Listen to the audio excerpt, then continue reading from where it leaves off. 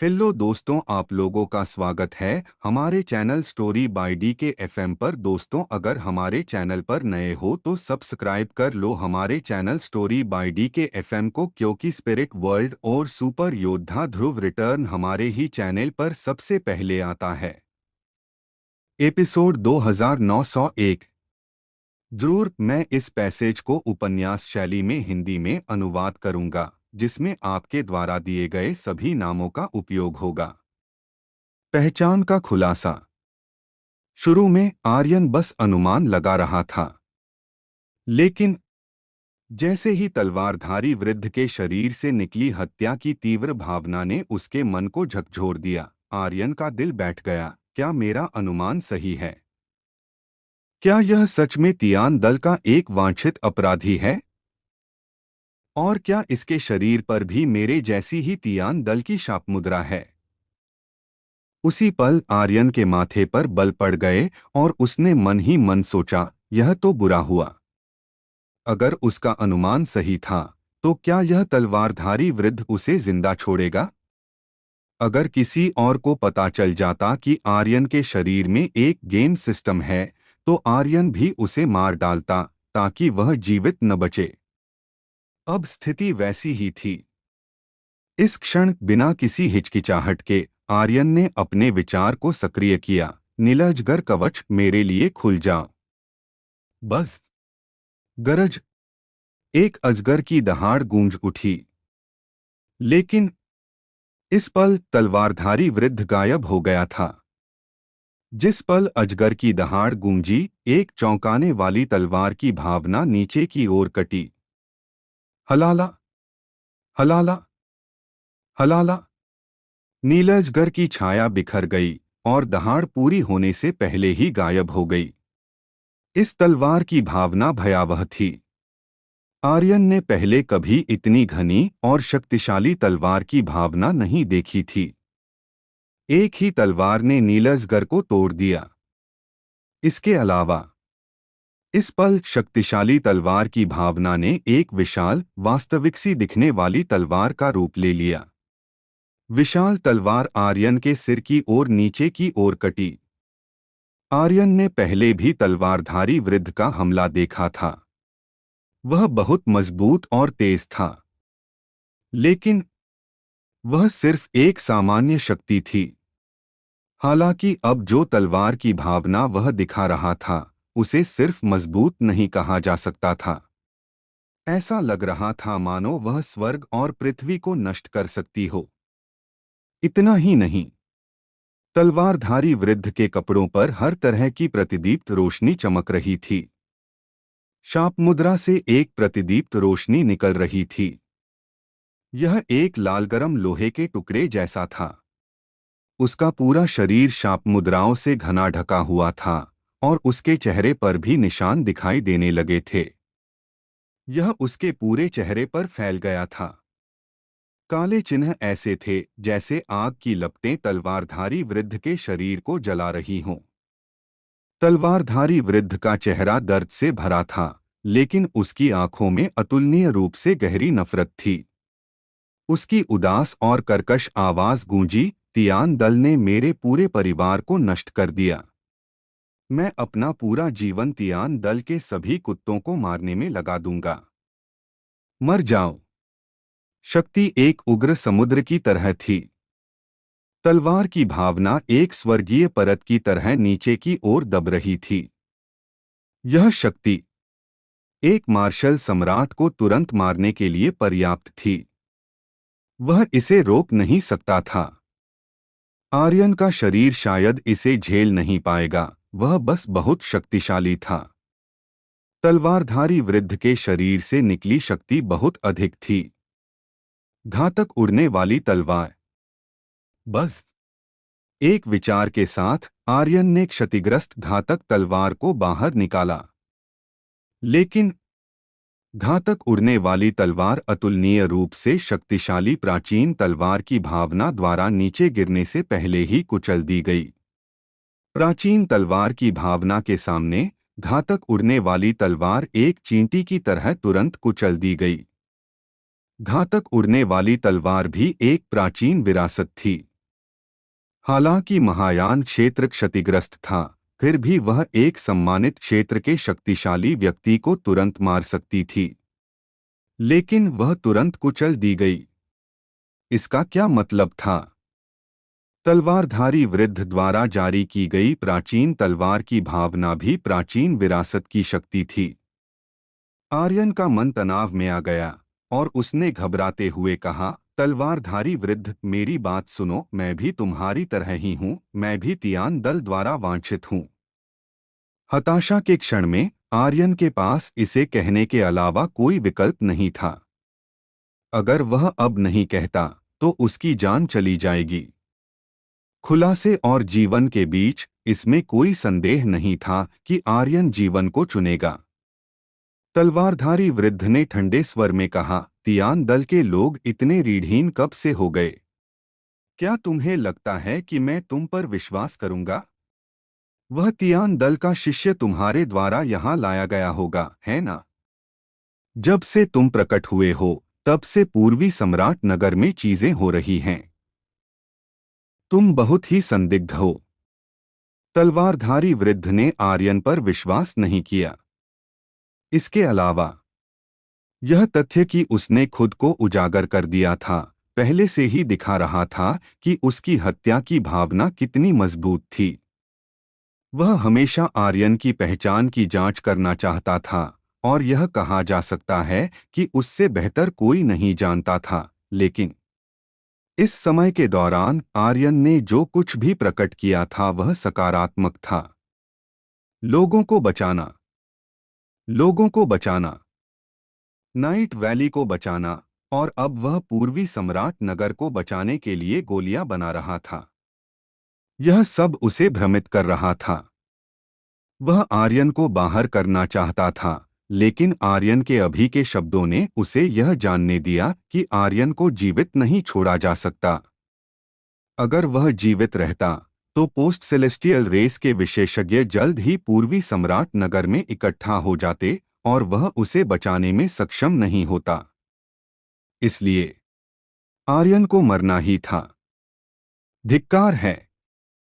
मैंने हमेशा सोचा था कि वह शक्तिशाली था, लेकिन धिक्कार है, मैंने उम्मीद नहीं की थी कि वह इतना शक्तिशाली होगा। कोई और रास्ता नहीं है। आर्यन का दिल चिंता से जल रहा था और उसने कहा, आप मेरी बात पर विश्वास नहीं करते, हैं ना? ठीक है, तो ध्यान से देखो। जब वे बात कर रहे थे, आर्यन ने अपनी चाल चली, प्राचीन विरासत, अधोलोक बल, अंधकार ज्वाला। उसका बायां हाथ हिला। बस बैंगनी काला अधोलोक ज्वाला जलने लगी, लेकिन यह कुछ भी नहीं था। इससे भी महत्वपूर्ण बात यह थी कि जब उसने प्राचीन विरासत अधोलोक बल को जारी किया तो उसकी छाती भी तियान दल की शाप मुद्रा की प्रतिदीप्ति के साथ चमकने लगी। उसे और किसी के बारे में नहीं पता था, लेकिन तियान दल की शाप मुद्रा का चमकदार तलवारधारी वृद्ध किसी और से ज्यादा जानता था। उसने आर्यन को घूरा और उसकी निगाहें अचानक तनाव में आ गईं। तियान दल की शाप मुद्रा। चूंकि उसने पहले ही कह दिया था, आर्यन ने अब कुछ भी नहीं छिपाया। उसने अपनी छाती पर के कपड़े खींचे और कहा, क्या अब आप मुझ पर विश्वास करते हैं? मैंने आपसे कहा, मैं आपकी ही तरह का इंसान हूं। वह तियान दल का स्थानिक रिंग जिसकी आप बात कर रहे हैं, वह मैंने तियान दल के बड़े को मारने के बाद प्राप्त किया था। अगर आप अभी भी मुझ पर विश्वास नहीं करते हैं तो मुझे मार डालो और तियान दल को एक कम दुश्मन मिल जाएगा। आप मेरा सिर भी ले सकते हैं और इसे तियान दल को दे सकते हैं। शायद तियान दल का रहस्यमयी सम्राट आपकी जान बख्श दे। वैसे भी मैं रहस्यमयी सम्राट लंबे समय से अपनी जान चाहता हूं। उसने घबराते हुए कहा। वह बहुत तेजी से बोला, क्योंकि प्राचीन तलवार की भावना उसके करीब और करीब आ रही थी। यह उसके सिर की चमड़ी से केवल आधा सेंटीमीटर दूर थी। इस पल बस विशाल तलवार रुक गई। आर्यन के माथे पर ठंडा पसीना आ गया और उसने मन ही मन शाप दिया, धिक्कार है, मैं लगभग मर ही गया था। केवल एक ही जीवन था। यह कोई खेल नहीं था, इसलिए वह पुनर्जीवित नहीं हो सकता था। हफ हफ हफ।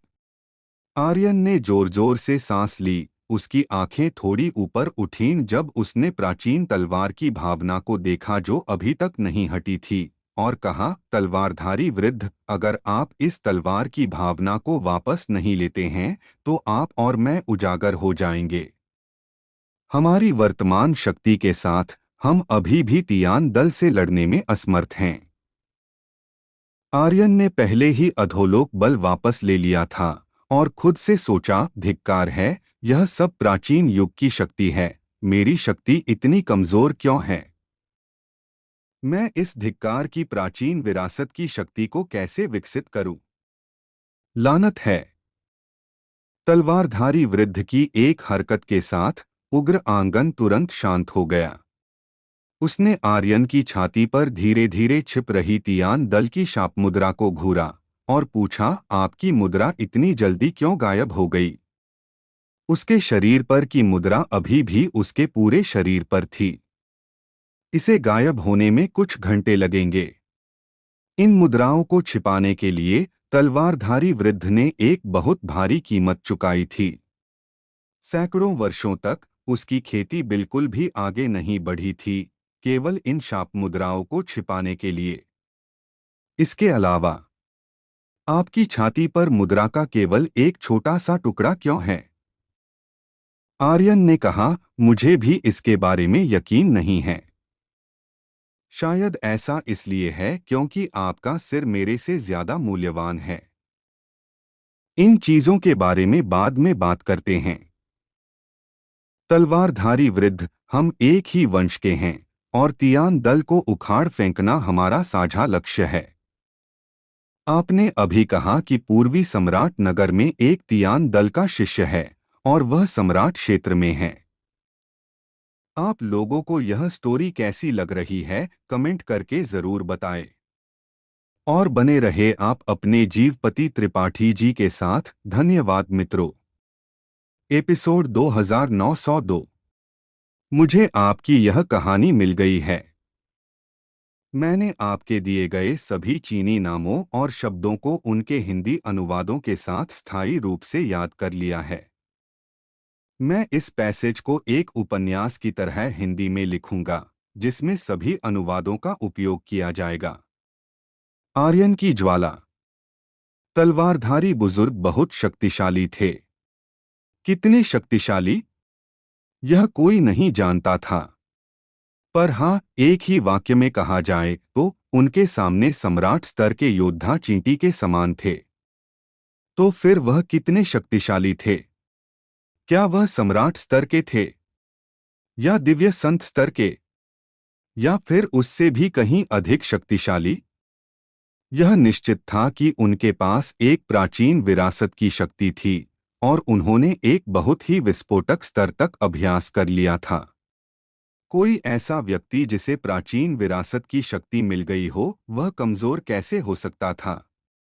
आर्यन का दिल कांप गया। उसने पूछा, तो क्या आप मेरी मदद कर सकते हैं? तलवारधारी बुजुर्ग ने आर्यन की ओर देखा और उदासीनता से बोले, मैं नहीं कर सकता। और तो और उन्होंने चेतावनी दी, अगर तुम खुद पर मुसीबत नहीं बुलाना चाहते तो मैं तुम्हें सलाह देता हूं कि उस तियान कबीले के शिष्य को मत उकसाओ, वरना तुम न सिर्फ मरोगे बल्कि पूरे वनरक्ष नगर को भी खतरे में डाल दोगे। तुम तियान कबीले के तरीकों को अच्छी तरह से जानते हो। आर्यन का दिल कांप उठा। हाँ, आर्यन तियान कबीले के तरीकों से वाकिफ था। एक ही पल में एक पूरे लोक के अरबों जीवन को मिटा दिया जा सकता था। वे ज्यादा बात नहीं करते थे, सीधे मार डालते थे।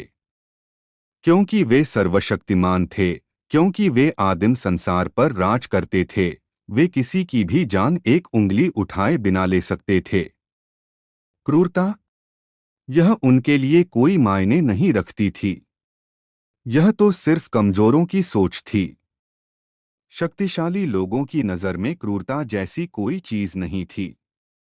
तलवारधारी बुजुर्ग झुक गए। उन्होंने अपना सामान्य भाव वापस लाया और कहा, जाने दो, तुम वनरक्ष नगर को नहीं बचा सकते। बातें करते करते वह धीरे धीरे झुकते हुए कमरे के अंदर चले गए। आर्यन के दिल में थोड़ी गुस्सा थी।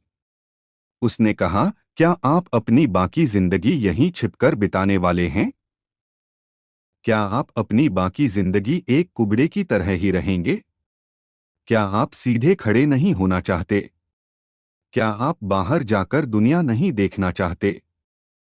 क्या आप तियान कबीले को अपने पैरों के नीचे कुचलना नहीं चाहते? उसने भारी स्वर में कहा। कमरे के अंदर से तलवारधारी बुजुर्ग ने कोई जवाब नहीं दिया। बस उनके चेहरे पर एक कड़वी मुस्कान थी। जो बातें आर्यन कह रहा था, क्या उन्होंने कभी उन पर विचार नहीं किया था? लेकिन वह बुरी तरह हार गए थे। उनका परिवार, उनके कबीले के लोग और यहाँ तक कि उनका दल, उनसे जुड़े हर व्यक्ति की मृत्यु हो गई थी। यह उनके प्रतिरोध का नतीजा था। वह भी कभी आर्यन की तरह ही जोशीले और आक्रोश से भरे हुए थे, लेकिन अंत में केवल वही बचे थे। ऐसा नहीं था कि वह बदला नहीं लेना चाहते थे और न ही उनके दिल की नफरत खत्म हुई थी, बल्कि तियान कबीला बहुत शक्तिशाली था। इतना शक्तिशाली कि वह उनके सामने एक 10,000 मीटर ऊंचे विशालकाय व्यक्ति की तरह खड़ा था, जिसे हिलाया नहीं जा सकता था। वह पूरी तरह से लाचार थे। आर्यन फिर भी हार मानने को तैयार नहीं था। उसने कहा, तलवारधारी बुजुर्ग, अभी कुछ देर पहले आप तियान कबीले के सामने मुझे मारना चाहते थे। मैं जानता हूं कि आपका खून अभी तक ठंडा नहीं हुआ है। अगर आपके दिल में बदला लेने की आग है, अगर आप मारना चाहते हैं, तो जाइए और सब कुछ उखाड़ फेंकिए। तलवारधारी बुजुर्ग ने फिर भी कोई जवाब नहीं दिया। आर्यन ने एक लंबी आह भरी और कहा, पहले मैं नहीं जानता था, लेकिन अब मैं समझ गया हूं। इसमें कोई आश्चर्य नहीं है कि तियान कबीला करोड़ों सालों तक आदिम संसार पर राज कर पाया और पतन नहीं हुआ। तियान कबीले के सारे दुश्मन आप जैसे ही हैं। कोई भी उनका विरोध करने की हिम्मत नहीं करता। अगर वे तुम्हें घुटने टेकने को कहें, तो तुम घुटने टेक देते हो, और अगर वे तुम्हें कुत्ता बनने को कहें, तो तुम बाकी जिंदगी एक कुत्ते की तरह जीते हो। आर्यन अपनी बात पूरी भी नहीं कर पाया था कि बस कमरे के अंदर से तलवार की एक तेज आवाज आई। यह बेहद तीखी थी। इससे पहले कि आर्यन कोई प्रतिक्रिया दे पाता, एक आकृति बाहर निकल आई। 7 फुट लंबी तलवार सीधे आर्यन की भौहों के बीच रखी थी। तलवारधारी बुजुर्ग की आंखें तलवार की तरह थीं, और उनके शरीर की आभा भी एक तलवार जैसी थी। उन्होंने गुस्से में कहा, और कुछ मत बोलो। वह बेहद क्रोधित थे। आर्यन यह महसूस कर सकता था। तलवारधारी बुजुर्ग के शरीर से निकली हुई क्रोध की आग से हवा जलती हुई महसूस हो रही थी। यह पहले की प्राचीन तलवार की भावना से भी कहीं अधिक तीव्र थी। यह पूरी तरह से अजेय थी। लेकिन आर्यन डरा नहीं। उसने अपनी पलकें भी नहीं झपकाईं और कहा, मैं गलत नहीं हूं। अगर वे सब आप जैसे ही होते, तो तियान कबीला करोड़ों सालों तक आदिम संसार पर राज कर पाता। आप कभी बदला नहीं ले पाएंगे। आप हमेशा के लिए इस अंधेरे में छिपते रहेंगे। तलवारधारी बुजुर्ग, मैं जानता हूं कि मेरी ताकत आपके सामने एक चींटी से भी कम है, लेकिन मेरे पास विद्रोह करने का साहस है। तियान कबीले के एक शिष्य की बात तो छोड़िए, अगर मेरे सामने सम्राट हुआन भी खड़ा होता, तो भी मैं विद्रोह करने की हिम्मत करता। उसे जीवन और मृत्यु की परवाह नहीं थी। उसे नहीं पता था कि अतीत में क्या हुआ था, लेकिन उसे यह अच्छी तरह से याद था कि सच्चे युद्ध के महाद्वीप में क्या हुआ था। तियान कबीले को कुचला गया था और 10,000 लोगों के योद्धाओं का शिकार किया गया था। आर्यन का दिल गुस्से से भरा हुआ था। वनरक्ष नगर में तियान कबीले के एक शिष्य से मिलना आसान नहीं था। वह उसे जाने कैसे दे सकता था। परिणाम जो भी हो, आर्यन का स्वभाव था कि पहले मारो। तलवारधारी बुजुर्ग ने आर्यन की ओर देखा और पूछा, क्या तुम्हें मौत का डर नहीं है? आर्यन ने कहा, मुझे डर है। मुझे नहीं लगता कि कोई मुझसे ज्यादा मौत से डरता होगा, लेकिन मुझे उससे भी ज्यादा डर इस बात का है कि मैं आपकी तरह बाकी जिंदगी इस जगह में छिपकर रहूं और जिंदगी भर अपना सिर न उठा पाऊं। गिगिगिग। हवा में बर्फ के टूटने की आवाज सुनाई दी। हवा फटने वाली थी। तलवारधारी बुजुर्ग की आंखें और भी तीखी हो गईं, जैसे 10,000 तलवारों की किरणें आर्यन को मारने वाली हों। आर्यन ने भी तलवारधारी बुजुर्ग को देखा। उसकी आंखें जोशीले खून से भरी हुई थीं। दोनों की आंखें मिलीं। आसपास की हवा जलती हुई लग रही थी और वे दोनों एक मानसिक युद्ध के मैदान में उतर गए थे, जहां वे पागलों की तरह लड़ रहे थे। बहुत देर बाद तलवारधारी बुजुर्ग की आंखें थोड़ी शांत हुईं। इस लड़ाई में क्या आर्यन जीत गया था? आर्यन के हाथों में ठंडा पसीना था और उसने एक गहरी सांस ली। फिर तलवारधारी बुजुर्ग ने ठंडे स्वर में कहा, मैं तुम्हारी मदद कर सकता हूं, लेकिन मैं खुद को उजागर नहीं करूंगा। वह एक दांव लगा रहे थे। यह बहुत छोटा दांव था, क्योंकि वह आर्यन पर बहुत ज्यादा दांव नहीं लगा सकते थे। उन्हें आर्यन में ज्यादा उम्मीद नजर नहीं आ रही थी, इसलिए यह तय था कि वह निश्चित रूप से हार जाएंगे। आर्यन का दिल शांत हो गया। उसने कहा, आपके ये शब्द ही काफी हैं। लोगों के बीच आपसी समझ बनाने के लिए एक प्रक्रिया होती है। यह तथ्य कि तलवारधारी बुजुर्ग उसकी मदद करने को तैयार थे, इसका मतलब था कि आर्यन जीत गया था। आखिरी वाक्य के बारे में आर्यन अपने दिल में समझ गया था कि उसकी वर्तमान ताकत तलवारधारी बुजुर्ग को पूरी तरह से निश्चिंत नहीं कर सकती थी। लेकिन उसे कोई चिंता नहीं थी। उसने सोचा कि वह मजबूत बनेगा और वह तलवारधारी बुजुर्ग को सब कुछ उस पर दांव पर लगाने देगा।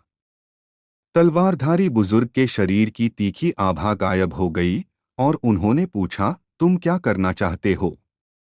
अगर तुम यहाँ तियान कबीले के एक शिष्य को मार देते हो और तियान कबीले को इसका पता चलता है, तो वनरक्ष नगर को तियान कबीला जलाकर राख कर देगा। उस समय और भी ज्यादा लोग मरेंगे। आर्यन ने कहा, तो उसे कहीं और मरने देते हैं। तलवारधारी बुजुर्ग थोड़े हैरान हुए, तुम्हारे पास कोई तरीका है? आर्यन के होठों पर मुस्कान आई और उसने कहा, हे। तलवारधारी बुजुर्ग ने कहा, बेटा, मैं डरता नहीं हूं। मुझे डर इस बात का है कि मेरी मृत्यु व्यर्थ न हो जाए। अगर मैं सिर्फ एक तियान कबीले के शिष्य की वजह से मर जाता हूं, तो इतने सालों तक मेरे जीने का कोई मतलब नहीं रहेगा। दरअसल तलवारधारी बुजुर्ग भी इंतजार कर रहे थे। वह किसी ऐसे व्यक्ति का इंतजार कर रहे थे जो तियान कबीले के खिलाफ जाए और एक शक्तिशाली गठबंधन बनाए। हालांकि इतने सालों के इंतजार के बाद भी उन्हें ऐसा कोई नहीं मिला। सम्राट ने प्राचीन विरासत की शक्ति को नियंत्रित किया, जो आदिम संसार में सबसे शक्तिशाली था, और कोई भी उनका विरोध नहीं कर सकता था। उनका दिल भी धीरे धीरे ठंडा होता जा रहा था। आर्यन ने सिर हिलाया और कहा, मैं जानता हूं। मैं समझता हूं कि क्या करना है। चिंता मत करो। आप लोगों को यह स्टोरी कैसी लग रही है, कमेंट करके जरूर बताएं। और बने रहे आप अपने जीवपति त्रिपाठी जी के साथ। धन्यवाद मित्रों। एपिसोड 2903। एक बार फिर से आपने मुझे एक रोमांचक अंश दिया है। मैं इसे उपन्यास की तरह हिंदी में अनुवाद करने की पूरी कोशिश करूंगा, जिसमें सभी नामों और शब्दों को आपके दिए गए हिंदी अनुवादों के अनुसार बदला जाएगा। मैं किसी इतने शक्तिशाली व्यक्ति को जीवित नहीं रहने दूंगा। रात का सन्नाटा गहरा हो चला था। हवा में एक अजीब सा तनाव था, जो हाल ही में हुई भयानक घटना की गवाही दे रहा था। तुम? युवा मालिक गौरांग ने अपने पैरों के नीचे तड़पते हुए मीनराज पर कदम रखा और एक घिनौनी मुस्कान के साथ पूछा, क्या तुम्हें सच में लगता है कि तुम मेरे साथ लड़ने के लायक हो? हाँ हाँ हाँ। तुमने खुद को बहुत ज्यादा आंका। गौरांग की आवाज में एक तिरस्कार था। अभी कुछ देर पहले ही यहाँ एक भयानक युद्ध हुआ था, पर उसे युद्ध कहना भी सही नहीं था, क्योंकि यह लड़ाई मुश्किल से 3 मिनट चली थी। इन 3 मिनटों में पूर्वी साम्राज्य के नंबर 1 विशेषज्ञ मीनराज को बेरहमी से कुचल दिया गया था। ऐसा लग रहा था मानो उनके पास जवाबी हमला करने की शक्ति ही न बची हो। दोनों ही मार्शल सम्राट के स्तर पर थे, लेकिन गौरांग की शक्ति मीनराज से कहीं अधिक थी। मीनराज ने बहुत ही गंभीर स्वर में कहा, युवा मालिक गौरांग, कृपया मेरी बेटी को छोड़ दो। तुम्हारी बेटी को छोड़ दूं? गौरांग के होठों पर एक क्रूर मुस्कान आ गई और वह हंसने लगा। हा हा हा। चिंता मत करो। जब तक मैं उसे मरने नहीं दूंगा, वह नहीं मरेगी। जिस भी लड़की को मैंने चाहा है, वह कभी बचकर नहीं जा पाई। और अगर गई भी तो वह मर चुकी है। मीनराज की आवाज कांप रही थी।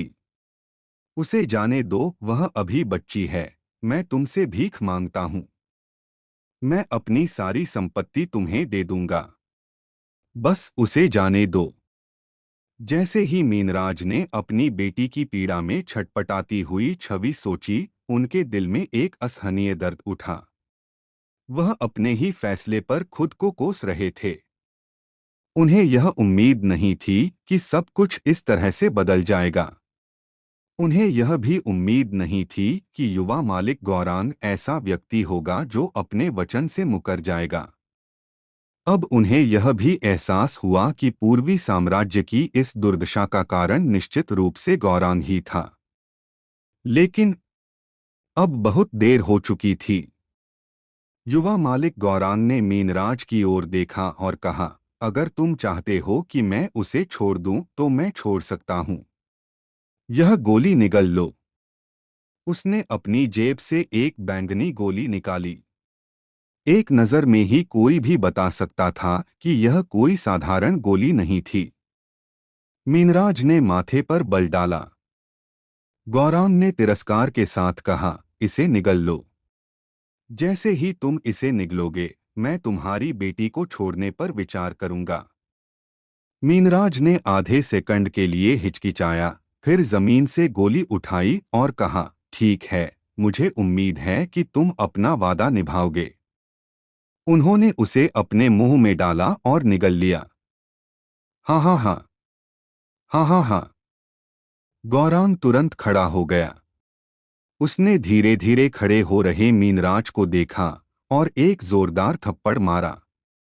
धप्प। पलक झपकते ही मीनराज जमीन पर गिर पड़े। उनके होठों से खून बह रहा था। गौरांग चिल्लाया, तुम्हारी हैसियत क्या है? मुझसे मोलभाव कर रहे हो? क्या तुम इसके लायक हो? तुम चाहते हो कि मैं तुम्हारी बेटी को छोड़ दूं? हुफ। आज रात की बात का हिसाब मैंने अभी तुमसे चुकाया नहीं है। मीनराज की आंखें अंधेरे में डूब गईं और उन्होंने गुस्से से कहा, युवा मालिक गौरांग, तुम अपने वादे से मुकर नहीं सकते। हे, अपने वादे से मुकर जाना। यह इस बात पर निर्भर करता है कि सामने कौन है। क्या मुझे तुम्हारे जैसे किसी कचरे के साथ अपना वादा निभाने की जरूरत है? अगर तुम सम्राट स्तर के न होते और मेरे कुछ काम के न होते, तो क्या तुम्हें लगता है कि तुम मेरे सामने खड़े होकर मुझसे बात कर पाते? गौरांग ने तिरस्कार के साथ कहा। अगर पूर्वी साम्राज्य अकादमी के छात्रों ने सार संकेंद्रण गोली न ली होती और इस बात से वह थोड़ा बेचैन न होता, तो उसे मीनराज की जान बख्शने की जरूरत न होती। उसे अभी अभी पता चला था। पूर्वी साम्राज्य अकादमी के किसी भी छात्र ने सार संकेंद्रण गोली नहीं ली थी। इतना ही नहीं, पूर्वी साम्राज्य अकादमी में अभी भी कुछ लोग थे जो सार संकेंद्रण गोली के एंटीडोट विषनाशक पर गुप्त रूप से शोध कर रहे थे। मीनराज के दिल में गुस्सा उमड़ पड़ा और फिर से भड़क उठा। अपनी बेटी के लिए उन्होंने सब कुछ तैयार कर लिया था, यहाँ तक कि मरने के लिए भी। उसी पल वह गौरांग के साथ साथ खुद को भी खत्म करना चाहते थे। लेकिन जैसे ही उनकी शक्ति तेजी से बढ़ी, उनका शरीर अचानक भारी हो गया और सिर फट जाने जैसा महसूस हुआ। आह! आह! वह दर्द से चीखने लगे। गौरांग ने तिरस्कार से मुस्कुराया और कहा, कैसा लग रहा है? तुम मेरे साथ मरना चाहते हो? बूढ़े, जरा खुद पर एक नजर डालो। क्या तुम्हें सच में लगता है कि मैं तुम्हारी बेटी से शादी करूंगा? क्या तुम्हारी सुपरिवार इसके लायक है? मैं कौन हूं? मैं गौ परिवार का एक शिष्य हूं। कैसे एक साधारण परिवार की बेटी मेरे साथ शादी करने के लायक हो सकती है? हुफ! अगर तुम्हारी बेटी थोड़ी खूबसूरत न होती तो मैं उसकी तरफ देखता भी नहीं। बेशक तुम्हारी बेटी सचमुच बुरी नहीं है, मैं उसके साथ कुछ और दिन खेलूंगा। हा हा हा। गौरांग ने ठंडी हंसी के साथ कहा, मानव जाति, इतनी सारी कमजोरियों के साथ यह जाति वास्तव में आदिम दुनिया में रहने के लिए उपयुक्त नहीं है, बहुत कमजोर है। मीनराज अपने दिल में दहाड़ रहे थे। वह अपनी पूरी ताकत से विरोध कर रहे थे, लेकिन उनका दिमाग और उनकी चेतना का समुद्र एक वायरस की तरह उन पर हावी हो रहा था और धीरे धीरे वह खुद को खो रहे थे। आखिरकार उनकी आंखें धीरे धीरे शांत हो गईं। उन्होंने अपनी आंखें थोड़ी बंद कीं और फिर अचानक खोल दीं। उनकी आंखें अब बैंगनी हो गई थीं। गौरांग थोड़ा मुस्कुराया और कहा, एल्डर हो, इस बार तुमने जो नई गोली विकसित की है वह वाकई अच्छी है। अंधेरे में यामिन बाहर आया, जिसके पीछे एक बूढ़ा आदमी था। यामिन ने कहा, यह इसलिए है क्योंकि युवा मालिक द्वारा प्रदान की गई सामग्री अच्छी है, वरना हम किसी ऐसे व्यक्ति को परिष्कृत नहीं कर पाते जो सम्राट स्तर को नियंत्रित कर सके। हाँ हाँ हाँ। अब जब हमारे पास एक अतिरिक्त सम्राट स्तर का दास है, तो पूर्वी साम्राज्य नगर पर कब्जा करना बहुत आसान हो जाएगा। गौरांग हंसा, जब मैं पूर्वी साम्राज्य नगर के योद्धाओं के शरीर में सभी गांव गोलियों को मिला दूंगा, तो मेरी खेती जल्दी से टूट जाएगी। शायद मैं सम्राट स्तर में भी कदम रख पाऊं। युवा मालिक महान हैं। युवा मालिक महान हैं। युवा मालिक महान हैं। यामिन और बाकी लोग तुरंत बोले। गौरांग ने आकाश की ओर देखा और बड़बड़ाया, गौ परिवार के दिव्य महल में मैं निश्चित रूप से कदम रखूंगा। जरूर। फिर गौरांग ने मीनराज की ओर देखा और कहा, जाओ और अधिष्ठाता डोंगहुआंग को मार डालो और यह भी पता लगाओ कि सार संकेंद्रण गोली के विषनाशक का विकास कौन कर रहा है। मैं किसी इतने अद्भुत व्यक्ति को जीवित नहीं रहने दूंगा। मीनराज ने जोर से सिर हिलाया और कहा, जी मालिक। इस पल ऐसा लग रहा था जैसे मीनराज के दिमाग में किसी तरह का आदेश भर दिया गया है। बिना किसी हिचकिचाहट के वह तुरंत अंधेरे में कूद गए और पूर्वी साम्राज्य अकादमी की ओर दौड़ पड़े। तुरंत गौरांग ने यामिन की ओर देखा और कहा, पूर्वी साम्राज्य नगर में 10 महान सुंदरियां हैं। सुपरिवार की एक के अलावा एक और है जिसका नाम नीली मोहिनी है। क्या तुमने उसे ढूंढ लिया? यामिन ने कहा, मैंने पहले ही स्थान का पता लगा लिया है। गौरांग ने शैतानी हंसी के साथ कहा, बहुत अच्छा, उसे कल मेरे पास लेकर आओ। यामिन ने कहा, जी श्रीमान। ओह ठीक है।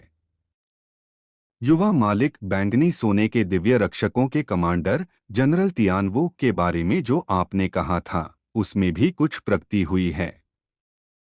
गौरांग की आंखें हिल गईं और वह तुरंत उत्साहित हो गया। क्या तुम्हें उसका शव मिला? यामिन ने कहा, नहीं, लेकिन मुझे वह व्यक्ति मिल गया है जिसने जनरल तियानवो के शरीर में प्राचीन विरासत को मिलाया है, जैसा कि अपेक्षित था। गौरांग की आंखें चमक उठीं, उनका खून खौल रहा था और वह बहुत खुश था। क्या तुम्हें यकीन है कि यह प्राचीन विरासत की शक्ति है? यामिन ने कहा, आपके दिए गए संकेत के अनुसार मैं पुष्टि कर पा रहा हूं कि उसने उत्पत्ति स्तर के एक योद्धा ने उस शक्ति का उपयोग करके परम पूज्य स्तर के एक विशेषज्ञ को तुरंत मार डाला। गौरांग की आंखों की रोशनी और भी तेज हो गई और उसने कहा, तो यह गलत नहीं हो सकता। वह व्यक्ति अब कहाँ है? उसे तुरंत यहाँ लाओ। यामिन ने कहा, अभी भी जांच चल रही है। गौरांग की आंखें अंधेरे में डूब गईं और उसने कहा, तुम्हें उसे मेरे लिए पकड़ना ही होगा। इस प्राचीन विरासत की शक्ति के साथ मैं जल्दी से दिव्य महल में कदम रख सकता हूं। आप लोगों को यह स्टोरी कैसी लग रही है? कमेंट करके जरूर बताएं। और बने रहे आप अपने जीवपति त्रिपाठी जी के साथ। धन्यवाद मित्रों। एपिसोड 2904, शैतान भेड़िया और बर्फीला अजगर। रात की घाटी में आर्यन की सांसें तेज हो रही थीं। ब्लू ड्रैगन बैटल सूट का उपयोग करके यात्रा करना वाकई बहुत खर्चीला था, लेकिन आर्यन के पास कोई विकल्प नहीं था। अगर वह ऐसा नहीं करता तो वह रात की घाटी तक नहीं पहुंच पाता। तीन बहनें जल्दी से सिर हिलाकर बोली, ठीक है, हम अभी करते हैं। आर्यन ने कहा, आपकी मेहनत के लिए धन्यवाद। बड़ी बहन ने कहा, रात्रि राजा, आपको हमारे साथ इतना औपचारिक होने की जरूरत नहीं है। हम आपकी रात्रि साम्राज्ञी हैं। हम आपकी मदद करने की पूरी कोशिश करेंगे। हम अभी ध्रुवीय क्षेत्र के लिए निकल रहे हैं। ठीक है, सावधान रहना, आर्यन ने याद दिलाया। चिंता न करें, आपने हमें जो युद्ध के कवच दिए हैं उनसे हम अपने जीवन की रक्षा कर पाएंगे, छोटी बहन ने खिलखिलाते हुए कहा। आर्यन ने कहा, साथ ही प्रेत गुफा रानी को भी सूचित कर देना। बड़ी बहन ने कहा, ठीक है, मैं अभी किसी को वहां भेजती हूं। आर्यन ने कहा, एक बार जब आदिम राक्षसी जीव आ जाएगा तो वर्महोल और बर्फीले मैदान निश्चित रूप से इसमें शामिल हो जाएंगे। उस समय तुम। एक रात की घाटी के बड़े बुजुर्ग ने कहा, रात्रि राजा, आपको चिंता करने की जरूरत नहीं है। आपके आदेश के बिना हम निश्चित रूप से इस आक्रमण में भाग नहीं लेंगे। इसके अलावा वर्महोल और बर्फीले मैदान की ताकत कुछ भी नहीं है। हाँ, आप रात्रि राजा हैं, आपके शब्द आदेश हैं। पूर्वी शाही शहर पर आक्रमण करने की बात तो छोड़िए, अगर आप चाहते हैं कि हम वर्महोल और बर्फीले मैदान के साथ दुश्मन बने तो यह भी आपके एक शब्द का मामला है। आप सही कह रहे हैं। वर्महोल, बर्फीले मैदान, वे क्या हैं? मैं उनसे लंबे समय से तंग आ चुका हूं। यह बड़ा कीड़ा और बर्फीला दानव है। रात की घाटी के लोगों के दिलों में आर्यन का अब बहुत ऊंचा स्थान था।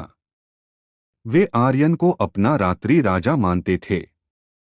आर्यन ने कहा, आप सभी का धन्यवाद। इस बार वे पूर्वी शाही साम्राज्य को बचाने की कोशिश कर रहे थे। रात की घाटी के लोगों के लिए अपने पिछले द्वेष को भूलना बहुत मुश्किल था। आर्यन ने ईमानदारी से उनका आभार व्यक्त किया। ओह हाँ, ध्रुवीय क्षेत्र में प्राचीन विशाल दानव आखिर क्या है? आर्यन ने खुद को पूछने से नहीं रोक पाया। वह वास्तव में जानना चाहता था कि प्राचीन विशाल दानव किस स्तर का था। जब समय आएगा, क्या ऐसा हो सकता है कि वे मालिक को नहीं मारने वाले थे? ऐसी कोई बात नहीं थी। यदि स्वर्गीय जाति के शिष्यों का वध किया जाना था, तो महान प्राचीन राक्षस को निश्चित रूप से बख्शा नहीं जा सकता था।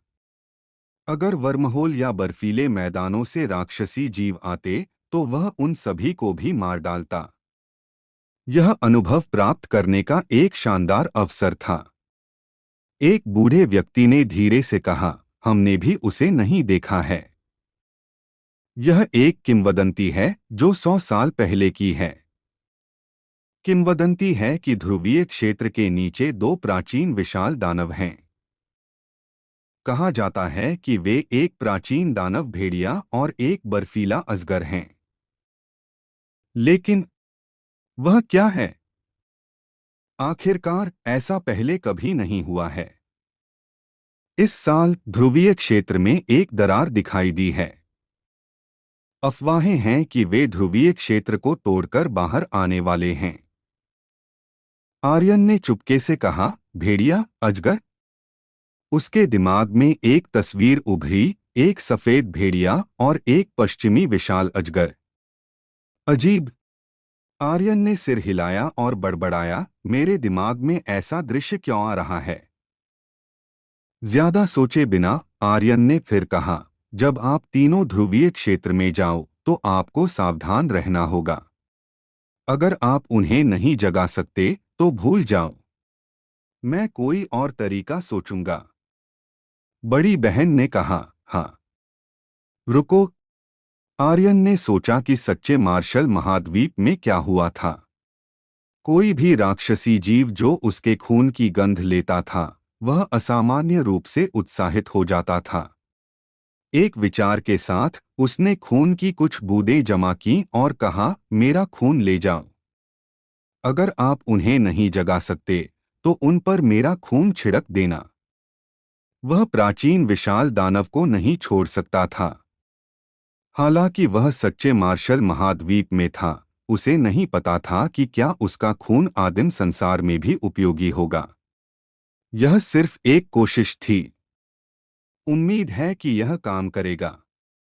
आर्यन ने चुपके से अपने मन में कहा। व्यवस्था पूरी हो गई थी। आर्यन रुका नहीं और पूरी गति से पूर्वी शाही साम्राज्य की ओर बढ़ा। उसे भोर से पहले पूर्वी शाही साम्राज्य पहुंचना था। पूर्वी शाही साम्राज्य के योद्धा खुद को खोने वाले थे। इसके अलावा उनके सभी दानव दिलगुकोर से भरे हुए थे और किसी भी समय कटाई के लिए तैयार थे। एक बार जब उनकी कटाई हो जाती, तो आर्यन ने जो कुछ भी किया था वह सब व्यर्थ हो जाता। हफ हफ हफ हफ हफ हफ। ब्लू ड्रैगन बैटल सूट थोड़ी देर और चल सकता है। यह उसके ब्लू ड्रैगन बैटल सूट का आखिरी सेट था। आर्यन रात की घाटी से बाहर उड़ गया। रात की घाटी के बाहर चांगदत्त चुपचाप इंतजार कर रहा था। आर्यन को देखकर उसने धीरे धीरे सांस छोड़ी और कहा, तुम अभी भी इस तरह से लोगों को बचाना चाहते हो? आर्यन ने कहा, जहां चाह वहां राह।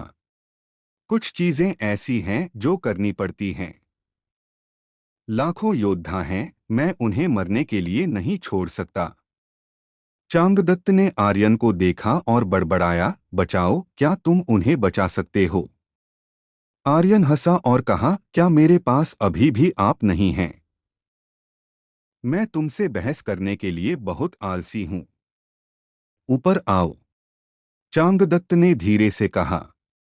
एक विचार के साथ 7 फुट लंबा ब्लेड सीधे एक उड़ने वाली तलवार में बदल गया। चांगदत्त ने आर्यन का हाथ पकड़ा और खींचा। उड़ती हुई तलवार चली। बस एक तलवार की चीख के साथ यह सीधे शून्य में उड़ गया, बादलों के बीच से गुजरते हुए। इसकी गति एक शटल के बराबर थी। यह असामान्य रूप से तेज थी। आर्यन ने ईर्ष्या से कहा, चांगदत्त, मुझे यह मत बताना कि तुम कभी एक अमर तलवार पंथ थे। चांगदत्त थोड़ा चौंक गया। तुम्हें कैसे पता? आर्यन ने कहा, यह एक उड़ने वाली तलवार है। मुझे डर है कि केवल एक अमर तलवार पंथ ही इस तरह से एक तलवार पर उड़ सकता है। चांगदत्त कुछ देर तक चुप रहा। अमर तलवार पंथ? चांगदत्त की आंखों में थोड़ी कड़वाहट थी क्योंकि वह खुद से बड़बड़ाया, अमर तलवार पंथ बहुत पहले ही नष्ट हो चुका है। यह सब मेरी गलती है। अगर उसने प्राचीन विरासत प्राप्त नहीं की होती तो उसका पंथ नष्ट नहीं होता, उसका परिवार नष्ट नहीं होता। आदिम संसार में पूरा अमर तलवार पंथ भी ऐसा ही था। यह कहा जा सकता था। एक रात में स्वर्गीय जाति ने अमर तलवार पंथ को आदिम संसार से पूरी तरह से गायब कर दिया। तब से किसी ने भी अमर तलवार पंथ का अभ्यास नहीं किया। अब कोई अमर तलवार पंथ नहीं था। पूर्व अधिपति राख में बदल गया। सुबह सुबह ठंडी हवा काट रही थी। पूरी रात खोजने के बाद भी वह आर्यन को नहीं ढूंढ पाया। अभी भी नहीं मिल रहा है। फिर से खोजो। भले ही तुम्हें जमीन में 3 फुट खोदना पड़े, उसे मेरे लिए ढूंढो। विवाकंश ने गंभीरता से कहा। वह वायलेट गोल्ड डिवाइन गार्ड के कमांडर तारा की प्राचीन विरासत के लिए पूर्वी शाही शहर आया था। वह जानता था, भले ही तारा मर गया हो, प्राचीन विरासत गायब नहीं होगी। यह या तो उसके शरीर में रहेगी या ले ली जाएगी। इसका गायब होना असंभव था। यूहोंग ने कहा, युवा मास्टर, अगर आप उसे नहीं ढूंढ पाते हैं तो क्या होगा? क्या आप पहले कटाई करना चाहते हैं? अब कटाई का सबसे अच्छा समय है। विवाकंश की आंखें थोड़ी कस गईं। मीरा के बारे में क्या? वह कचरा? क्या उसने एक रात में डीन डोंग हुआंग को नहीं मारा है?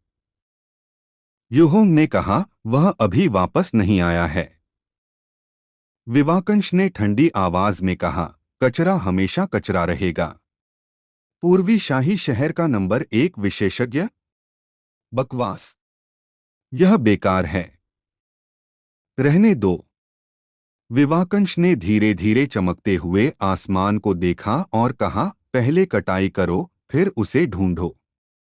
भले ही मुझे पूर्वी शाही शहर के सभी लोगों को मारना पड़े, मुझे उसे ढूंढना होगा। यूहोंग की आंखें ठंडी थीं, जिसमें एक दुष्ट नजर थी, और उसने कहा, युवा मास्टर, उन कठपुतलियों को पहले मारने देना बेहतर है। पूर्वी शाही शहर के सभी लोगों को मार डालो और स्वाभाविक रूप से उस व्यक्ति को ढूंढो जिसे आप ढूंढ रहे हैं। विवाकंश की आंखें चमक उठीं और वह हंसा, अच्छा विचार है। यूहोंग की आंखें खुशी से भर गईं। आप लोगों को यह स्टोरी कैसी लग रही है, कमेंट करके जरूर बताएं। और बने रहे आप अपने जीवपति त्रिपाठी जी के साथ। धन्यवाद मित्रों। एपिसोड 2905-2906। Boom boom. अंबर दल में, डार्क वर्ल्ड और वनरक्ष नगर में एक विचित्र बांसुरी की आवाज ने पूरे पूर्वी राजसी नगर को हिला दिया। शहर की गलियों में, घरों के अंदर और बाहर, हर छोटे बड़े परिवार में एक साथ तबाही मच गई। जिन कृषकों ने दानव संकेंद्रक गोली खाई थी, उनकी आंखें अचानक बदल गईं, जैसे कि वे अचानक रूपांतरित हो गए हों। वे अचानक भीड़ पर झपट पड़े और उन्मादी होकर हत्या करने लगे। आह आह। चेन सान, यह मैं हूं, मैं तुम्हारी पत्नी हूं, तुम। आह। पिताजी पिताजी, यह मैं हूं। पागल, तुम पागल, क्या तुम अपने दादा को भी मारोगे? पूरा पूर्वी राजसी नगर अराजकता और हत्याओं के दलदल में डूब गया। हर जगह मौत और मारकाट का मंजर था। जिन योद्धाओं ने दानव संकेंद्रक गोली ली थी, वे एक विकृत, पागल और नियंत्रणहीन भीड़ बन गए थे। जहां कहीं भी भीड़ होती, चाहे वह बूढ़े हों या बच्चे, चाहे उनके साथ उनका कोई भी रिश्ता हो, उनके दिमाग में एक ही आदेश था, मार डालो। उन्हें दर्द भी महसूस नहीं हो रहा था, जैसे वे सुन्न हो गए हों। पूर्वी राजसी अकादमी। अकादमी के अंदर हजारों छात्र फाटक पर पहरा दे रहे थे। सभी के चेहरे गंभीर थे और उन्होंने अपने हथियार कसकर पकड़ रखे थे। अकादमी के फाटक के बाहर से दर्द भरी चीखें आ रही थीं, जो उनके दिलों को हिला रही थीं। यह किस तरह का दानव था? अकादमी के एल्डर भी घबराए हुए थे और छात्रों का हौसला बढ़ा रहे थे। सभी शांत रहें, घबराएं नहीं। क्या तुम समझते हो? एक एल्डर भागा भागा डीन डोंगहुआंग के पास गया और बोला, डीन, यह शुरू हो गया है। डीन का चेहरा पीला पड़ गया था और उन्होंने सिर हिलाया। क्या आर्यन वापस आ गया? उनके मुंह के कोने पर खून लगा हुआ था। यह स्पष्ट था कि वे कुछ समय पहले गंभीर रूप से घायल हुए थे। कियान यान ने उत्तर दिया, अभी तक नहीं। वह कल रात अपनी हवेली से चला गया था और फिर कभी नहीं आया। मुझे चिंता है कि वह। इससे पहले कि कियान यान अपनी बात पूरी कर पाता, फू युनशान ने तुरंत कहा, आर्यन निश्चित रूप से ऐसा व्यक्ति नहीं है। वूली ने भी कहा, भाई, आर्यन वास्तव में ऐसा व्यक्ति नहीं है। अगर वह भागना चाहता तो वह पहले ही भाग गया होता।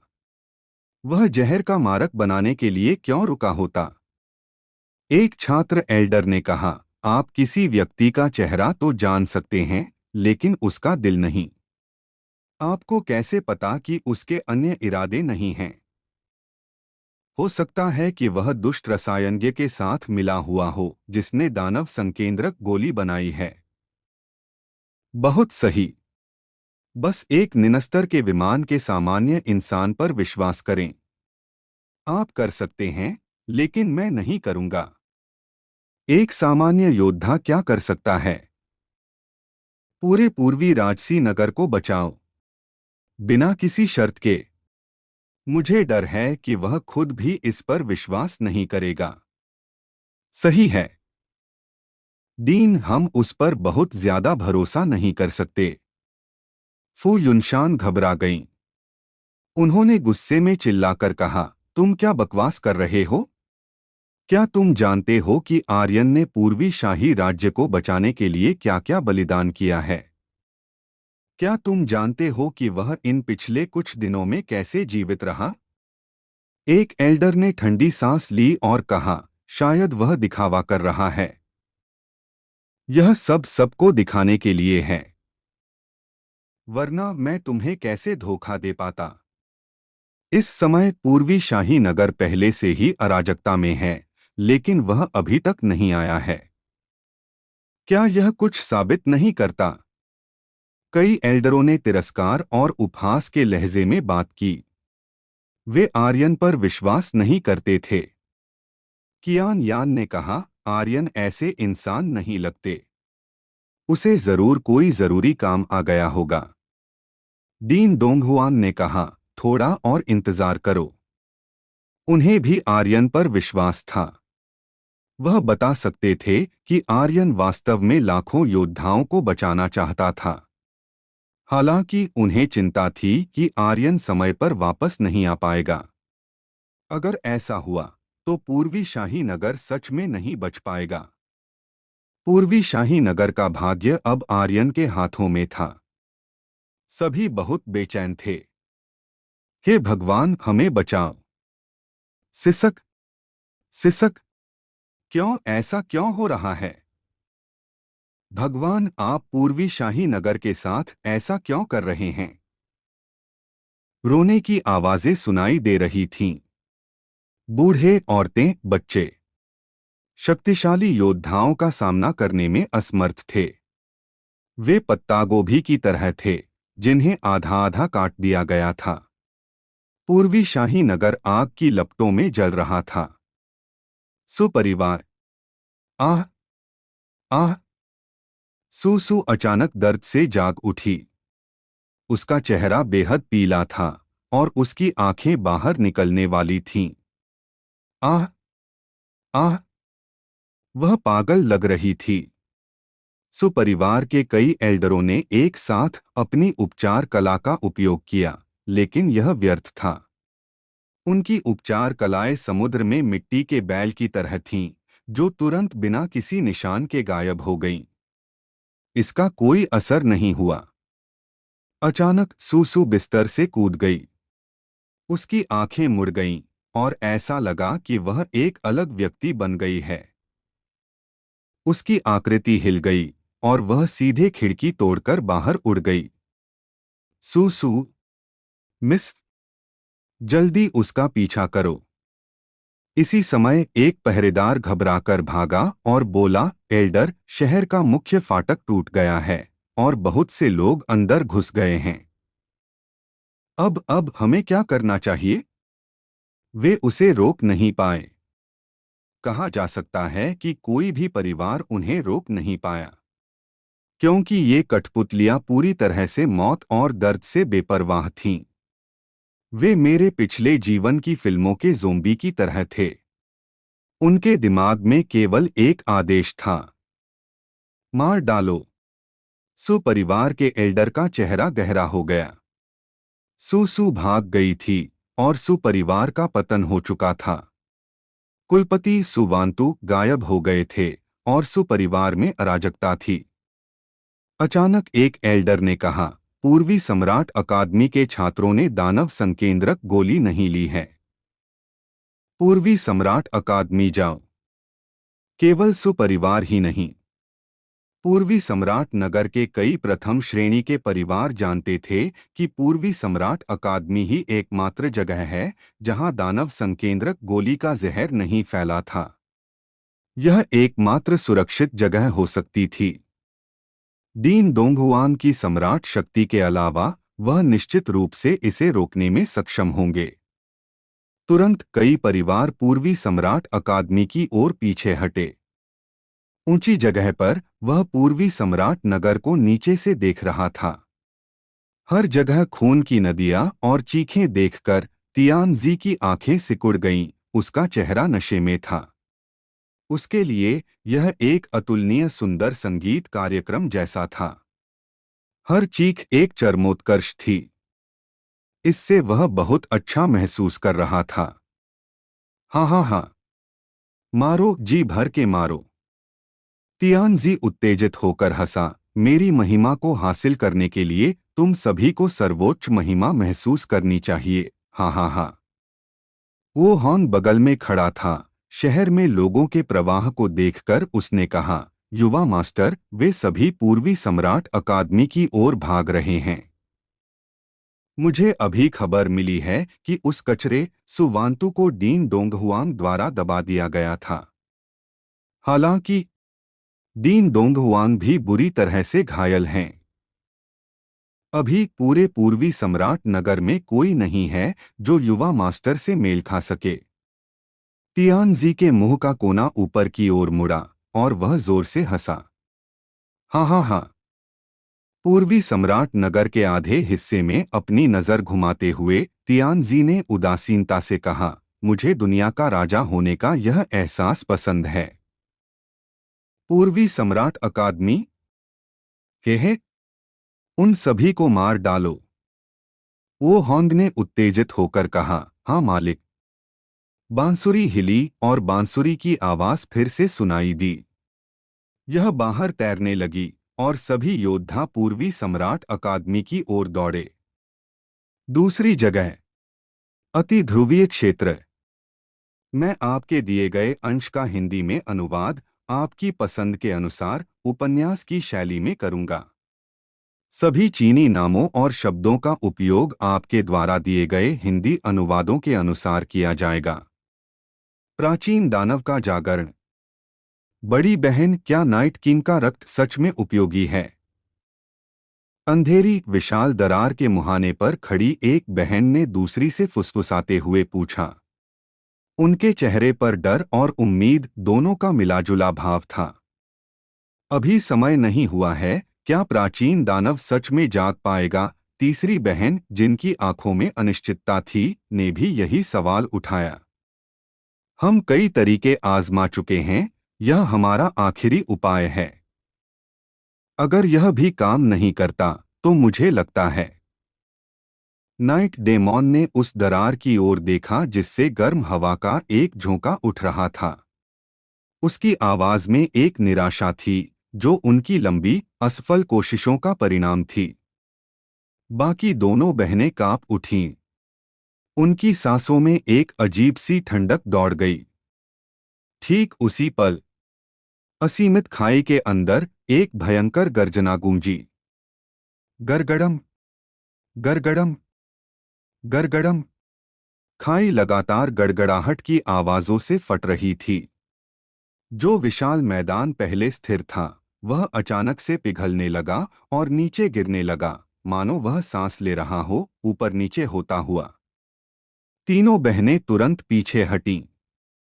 इस अचानक हुए बदलाव को देखकर उनके चेहरों पर खुशी की एक लहर दौड़ गई। लगता है नाइट किंग का रक्त सच में उन्हें उत्तेजित कर रहा है।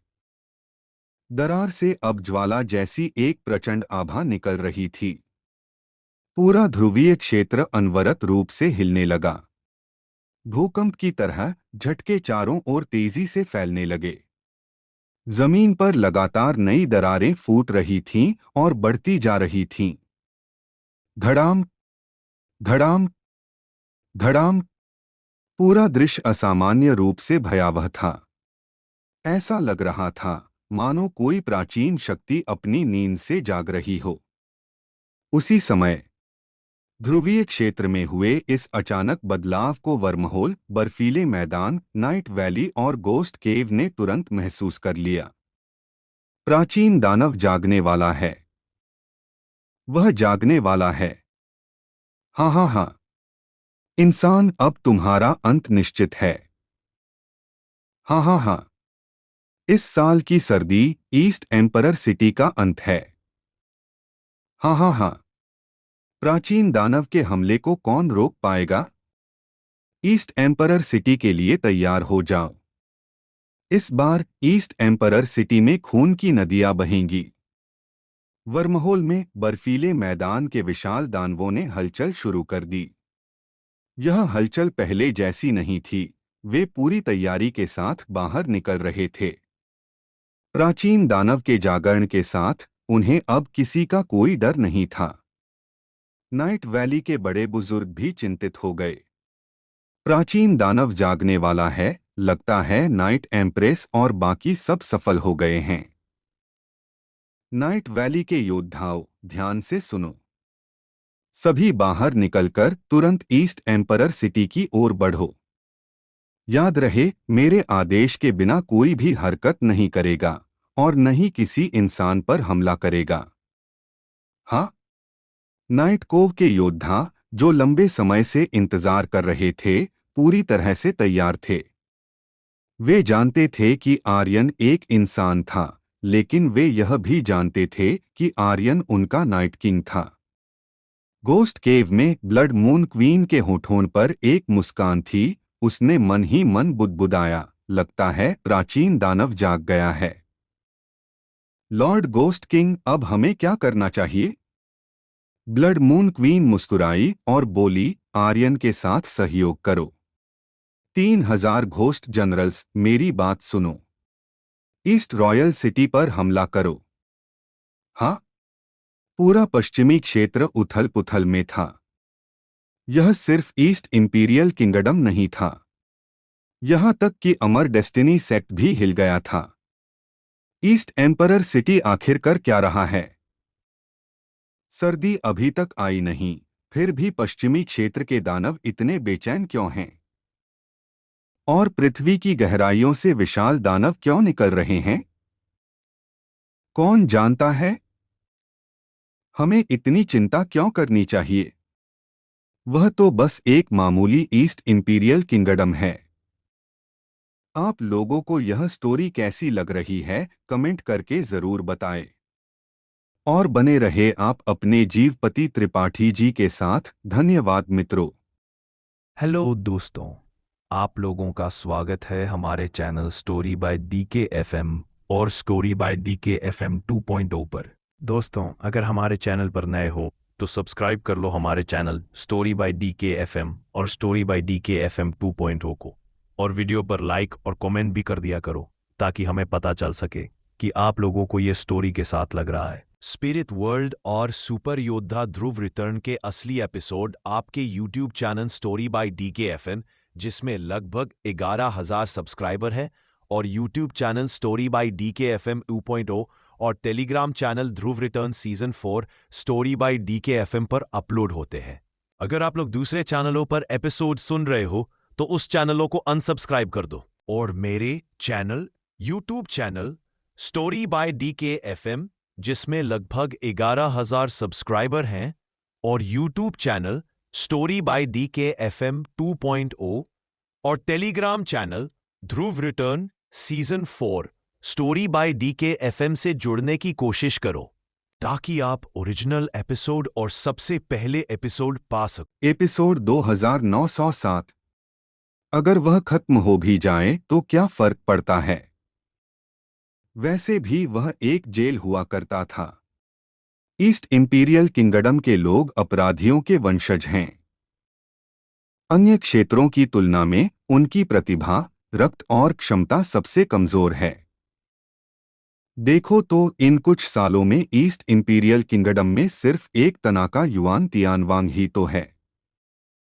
यह सच है। हाँ, ठीक उसी पल अमर डेस्टिनी सेक्ट की गहराइयों से एक सफेद परछाई बिजली की तरह बाहर निकली। उसकी आकृति बर्फ की तरह सफेद थी, जो तेजी से आगे बढ़ रही थी। अमर डेस्टिनी सेक्ट के एक बड़े बुजुर्ग ने तुरंत कहा, स्वर्गीय राजा युआन, वह ईस्ट इंपीरियल सिटी से है। लगता है वह इस बार लोगों को बचाने के लिए वापस जाना चाहता है। वह अकेला क्या बदल सकता है? इन सालों में युआन तियानवांग ने कोई प्रगति नहीं की है। वह सम्राट क्षेत्र तक भी नहीं पहुंच पाया। उसकी तनहुआ रैंक पूरी तरह से बेकार है। शायद यह इसलिए है क्योंकि वह ईस्ट रॉयल पैलेस से है और एक पापी का वंशज है। वह परछाई बिजली की तरह थी, जिसमें चांदी की रोशनी चमक रही थी। स्वर्गीय राजा युआन को दूसरों की बातों की कोई परवाह नहीं थी।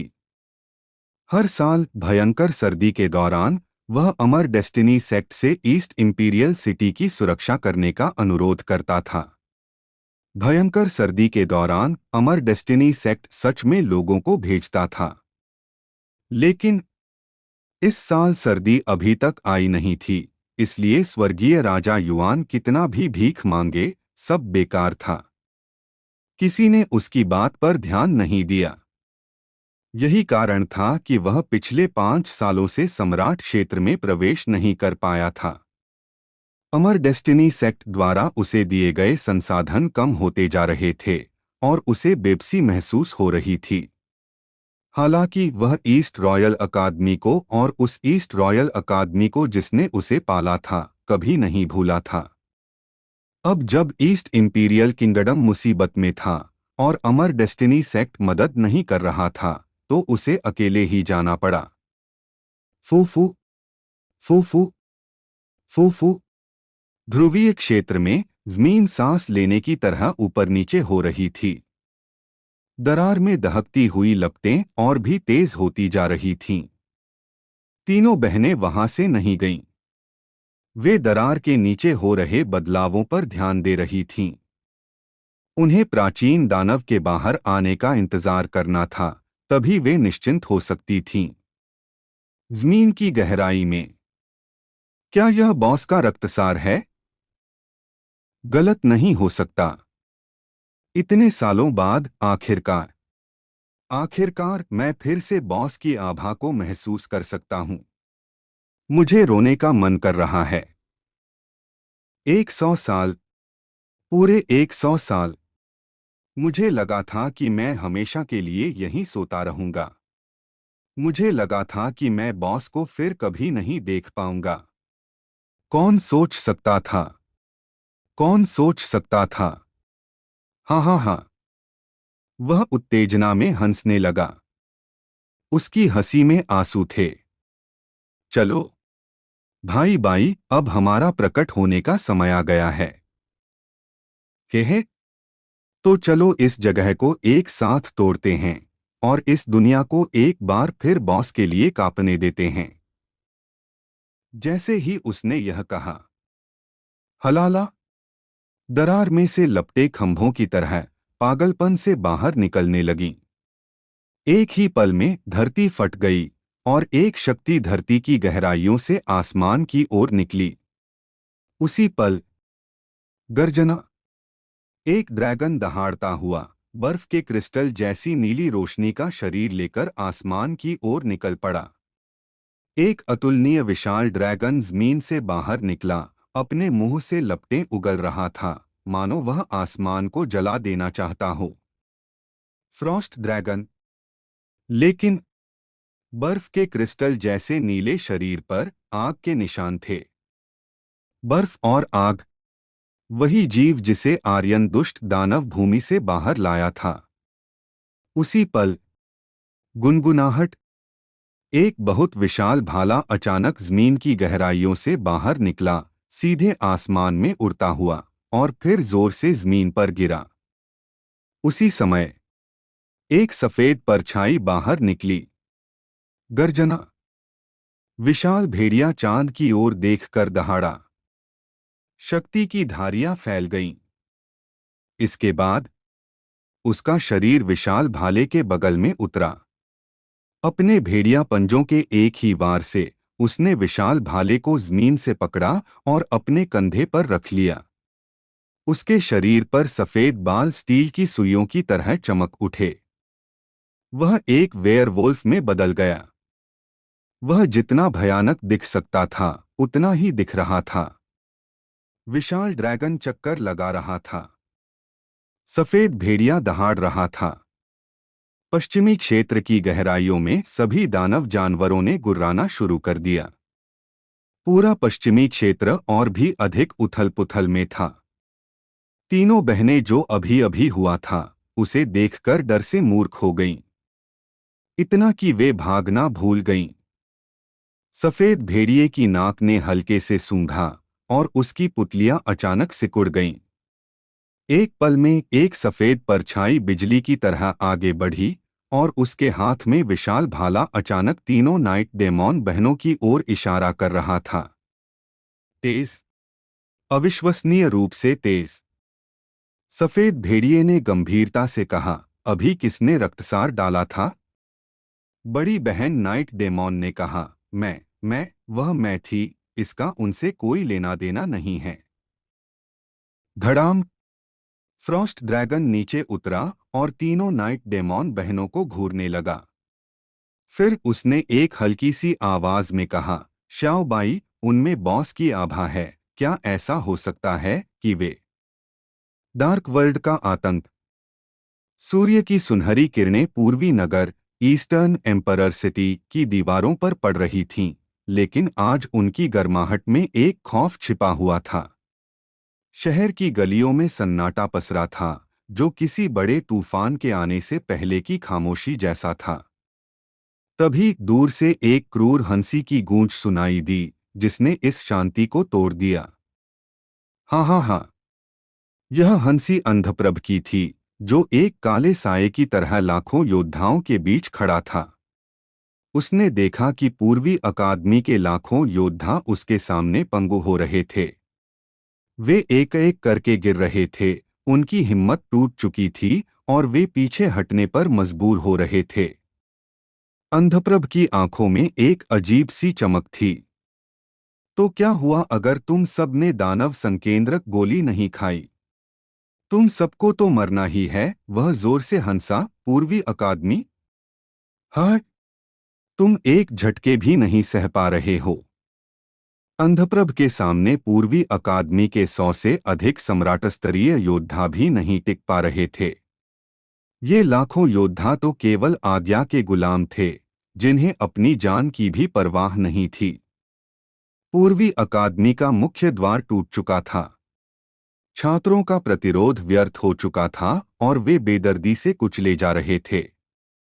पूरे पूर्वी नगर में अब कोई भी लड़ने वाला नहीं बचा था। अंधप्रभ अकेला खड़ा था और उसके चारों ओर मौत का तांडव हो रहा था। अजय होना कितना अकेलापन भरा है, उसने ठंडे स्वर में कहा। फिर अचानक उसने अपनी खूनी तलवार उठाई और चिल्लाया, ठीक है, इन्हें रोको। इस बार उसका मुख्य लक्ष्य प्राचीन विरासत की शक्ति को पाना था।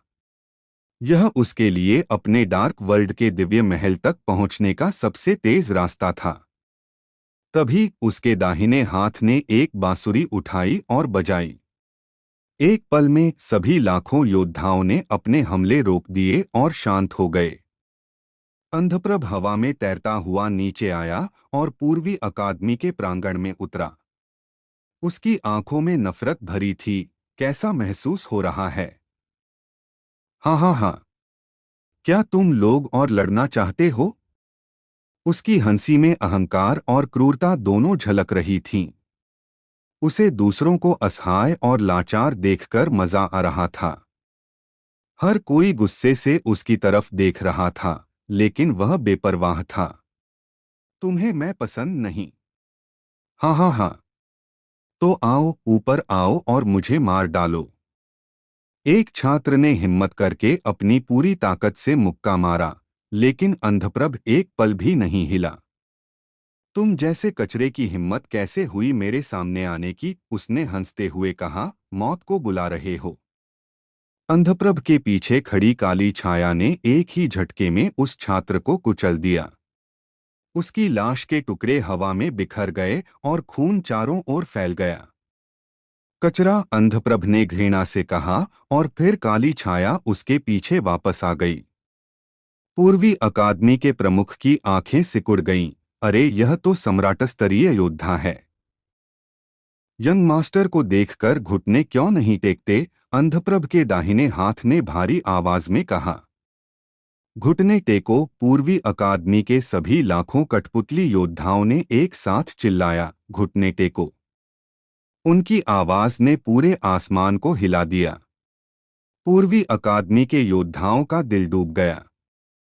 प्रमुख ने गंभीर होकर कहा, डार्क वर्ल्ड में कोई भी खुद को अंधप्रभ नहीं कह सकता जब तक कि वह उसी गोत्र से ना हो। अंधप्रभ ने हंसते हुए कहा, तुम सही कह रहे हो, मैं उसी गोत्र का वंशज हूं। यह सुनकर सभी चौंक गए। प्रमुख की भौहें तन गईं। सुपरिवार के एक बुजुर्ग ने धीरे से कहा, यह सच में उसी गोत्र का वंशज है। उसी गोत्र का? क्या वह उसी गोत्र का है? यह कैसे हो सकता है? क्या वही गोत्र हमारी रक्षा नहीं करते? फिर वे हमें क्यों मार रहे हैं? सब लोग दहशत में थे। उनकी नजर में अंधप्रभ एक देवता जैसा था, जिसे दुनिया के लोगों की रक्षा करनी चाहिए थी। अंधप्रभ ने ठंडी हंसी के साथ कहा, उसी गोत्र ने डार्क वर्ल्ड की रक्षा की है, लेकिन तुम लोग भी सुरक्षा के लायक हो। तुम जैसे कचरे सुरक्षा के लायक नहीं हो। तुम लोगों को गायब हो जाना चाहिए। प्रमुख ने कहा, तुम क्या चाहते हो? पूर्वी नगर पहले ही बर्बाद हो चुका है। तुम्हारा मकसद क्या है? अंधप्रभ ने कहा, मकसद बहुत आसान है। जिसने भी बैंगनी सोने के अंगरक्षकों की प्राचीन विरासत को प्राप्त किया है, उसे मेरे हवाले कर दो, और मैं पूर्वी नगर को छोड़ दूंगा। यह मेरे गोत्र की शक्ति है। तुम जैसे कचरे इसे रखने के लायक नहीं हो। अंधप्रभ के बोलने के बाद सभी लोग हैरान हो गए। बहुत से लोगों को तो पता भी नहीं था कि प्राचीन विरासत क्या है। प्राचीन प्राचीन विरासत शक्ति? क्या यह दुनिया की सबसे मजबूत शक्ति है, जो प्राचीन काल से पैदा हुई थी? यह कैसे हो सकता है? मैंने इसे कभी नहीं देखा। प्रमुख ने कहा, यहाँ कोई प्राचीन विरासत नहीं है। नहीं। अंधप्रभ के होठों पर एक क्रूर मुस्कान थी। उसी पल उसके बगल में खड़ी काली छाया ने एक छात्र को पकड़ा और उसके बाल खींच दिए। धड़ाम! उसका सिर धड़ से अलग हो गया। अंधप्रभ ने मुस्कुराते हुए कहा, अब है। अभी भी नहीं। प्रमुख के बोलने से पहले ही काली छाया फिर से आगे बढ़ी और एक और छात्र का सिर धड़ से अलग कर दिया। प्रमुख ने अपनी आंखों को कसकर बंद कर लिया और कहा, अंधप्रभ, यहाँ सच में कोई प्राचीन विरासत नहीं है। अगर होती तो क्या तुम यह सब कर पाते? अंधप्रभ की आंखों में गुस्सा भर गया और उसने कहा, तुम लोग ताबूत देखकर ही रोओगे। मारो। जब तक वे बता न दें तब तक मारो। यह प्राचीन विरासत पूर्वी नगर में ही है। जो बताएगा वह जिंदा रहेगा। अगर नहीं बताया तो। हाँ हाँ हाँ। काली छाया फिर से आगे बढ़ी। धड़ाम धड़ाम धड़ाम। कई छात्रों के सिर काट दिए गए। यह गति और शक्ति अजेय थी। बहुत से लोगों के चेहरे पीले पड़ गए और वे कांपने लगे। लेकिन किसी ने कुछ नहीं कहा, क्योंकि उन्हें पता ही नहीं था कि प्राचीन विरासत की शक्ति क्या थी। आधे मिनट में 1 दर्जन से अधिक छात्रों को मार दिया गया। प्रमुख दर्द से जमीन पर घुटने टेककर बैठ गए और बोले, अंधप्रभ, हमें सच में कुछ नहीं पता, कृपया उन्हें मारना बंद करो। वे केवल बच्चे हैं, उन्हें कुछ नहीं पता। मैं आपसे भीख मांगता हूँ। अंधप्रभ आगे बढ़ा और घुटने टेककर बैठे प्रमुख को देखा। उसने घृणा से मुस्कुराया और उनके कंधे पर पैर रखा, उनके सिर को जमीन पर दबाया और कहा, तुम खुद को क्या समझते हो? तुम मुझसे भीख मांगने के लायक भी नहीं हो, क्या तुम समझते हो? आप लोगों को यह स्टोरी कैसी लग रही है, कमेंट करके जरूर बताएं। और बने रहे आप अपने जीवपति त्रिपाठी जी के साथ। एपिसोड 2908। असली प्राचीन विरासत की शक्ति किसके पास है? अंधप्रभ दहाड़ा। इसी समय एक आदमी ने अचानक मेघना को देखा और धीरे से कहा, यंग मास्टर, उस औरत का उस लड़के के साथ गहरा संबंध है। अंधप्रभ ने अपनी आंखें उठाईं और मेघना को घूरते हुए मुस्कुराया, तुम यहाँ आओ। मेघना का शरीर थोड़ा कांप गया और उसने चुपके से अपनी मुट्ठी कस ली। तभी फू व्यापारी संघ के एक बुजुर्ग ने उसे एक अंगूठी दी और कहा, उसमें कुछ है जो आर्यन ने तुम्हें दिया था। मेघना आगे बढ़ी। अंधप्रभ ने उसके बाल पकड़े और कहा, वह लड़का कहाँ गया? बोलो। मेघना ने अंधप्रभ को घूर कर देखा और तुरंत फीनिक्स इंद्रधनुष पोशाक पहन ली। धमाका! एक शक्तिशाली रक्षा बल बाहर निकला, जिसने अंधप्रभ को पीछे धकेल दिया। अंधप्रभ की आंखों में गुस्सा भर गया। फिर से वही पोशाक। उसका गुस्सा आसमान तक पहुंच गया। मार डालो। यह भी इसी समय हुआ। दूर से, यह सब क्या हो रहा है? आर्यन अपने मन में सोच रहा था। वह अभी भी बहुत देर हो चुका था। तलवारधारी पूर्वज स्वॉर्ड एल्डर की उड़ने वाली तलवार का उपयोग करने के बाद भी वह समय पर नहीं पहुंच पाया था। जब आर्यन शहर की दीवार पर खड़ा हुआ तो उसने शहर में फैली अराजकता को देखा और उसका दिल बैठ गया। उसने देखा कि पूर्वी सम्राट अकादमी, ईस्टर्न एम्परर एकेडमी, लोगों से भरी हुई है, जिससे उसकी चिंता और भी बढ़ गई। उसने हताशा में दहाड़ते हुए कहा, तुम जो चाहते हो वह मेरे पास है। आओ और मुझे मार डालो। जैसे ही उसने यह कहा, तायनजी ने अचानक मुड़कर दूर शहर की दीवार पर खड़े आर्यन की ओर देखा। उसकी आंखों में एक तेज चमक थी। फू युनशान की आंखें भी हिल गईं और वह तुरंत चिल्लाई, आर्यन। पूर्वी सम्राट अकादमी के डीन डोंग हुआन भी चौंक गए, आर्यन। कियान यान और वू ली भी सदमे में थे और आश्चर्य से भरे चेहरे के साथ बोले, यह सच है, वह सच में वापस आ गया है।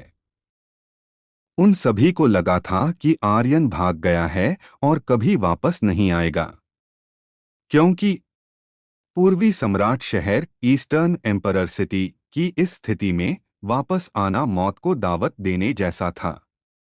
जब तक कोई दिमागी रूप से ठीक है, कोई भी वापस नहीं आएगा। लेकिन आर्यन वापस आ गया था। हुओ होंग ने तियानजी के कान में फुसफुसाया, युवा स्वामी, यह वही है। तुरंत तियानजी की आंखों में एक तीखी चमक आई और वह पूरा उत्साहित हो गया। उसके दिल का गुस्सा छूमंतर हो गया और वह दुष्टता से हंसा, हे, यह मरने के लिए आया है। हाँ हाँ हाँ। एक पल में तियानजी ने हुओ होंग की ओर देखा और कहा, उस कचरे को हमारी कठपुतली सेना की शक्ति का पता लगने दो और उसे इतना डराओ कि वह अपनी पैंट में पेशाब कर दे। हुओ होंग दुष्टता से हंसा, बांसुरी उठाई और धीरे से बजाई। एक ही क्षण में जिन योद्धाओं ने दानव संकेंद्रक गोली, डीमन गैदरिंग पिल, खाई थी, वे पागलपन की स्थिति में चले गए थे। वे सभी भयंकर जानवरों की तरह आर्यन की ओर दौड़े, मानो उसे टुकड़ों में फाड़ देना चाहते हों। Rumble rumble rumble, rumble rumble rumble, rumble rumble rumble. लाखों योद्धा एक विशाल लहर की तरह थे। वह दृश्य बेहद भयानक था। फू युनशान ने बेचैनी से चिल्लाया, आर्यन, जल्दी भागो। तियानजी के मुंह के कोने मुड़ गए और वह ठंडी हंसी हंसा, भागो? क्या वह भाग पाएगा? मेरे तियान दल, तियान क्लैन से कुछ चुराकर क्या तुम अभी भी भागना चाहते हो? हम्फ, ऐसा सपना मत देखना। उसने आर्यन को बिल्कुल भी अपनी आंखों में नहीं रखा था। यहाँ तक कि उसने पूरे पूर्वी सम्राट शहर को भी अपनी आंखों में नहीं रखा था। पूर्वी सम्राट के डीन भी चिंतित थे। उन्हें आर्यन की चिंता थी। आर्यन बहुत खास था। उसे मुक्ति शहर, लिबर्टी सिटी के मुद्दल म्यूक्लैन द्वारा भी वांछित किया गया था। लेकिन मुद्दल और तियान दल एक दूसरे के कट्टर दुश्मन थे। यह रिश्ता उजागर नहीं किया जा सकता था। एक बार यह उजागर हो गया तो यह आर्यन के लिए और भी हानिकारक होगा। हालांकि अगर आर्यन को कुछ होता तो भले ही तियानजी पूर्वी सम्राट शहर को न छुए, मुद्दल इसे नहीं छोड़ सकता था। पूर्वी सम्राट के डीन ने मन ही मन सोचा, क्या पूर्वी शाही राज्य, ईस्ट इंपीरियल किंगडम, इस आपदा से नहीं बच पाएगा? भीड़ उमड़ रही थी।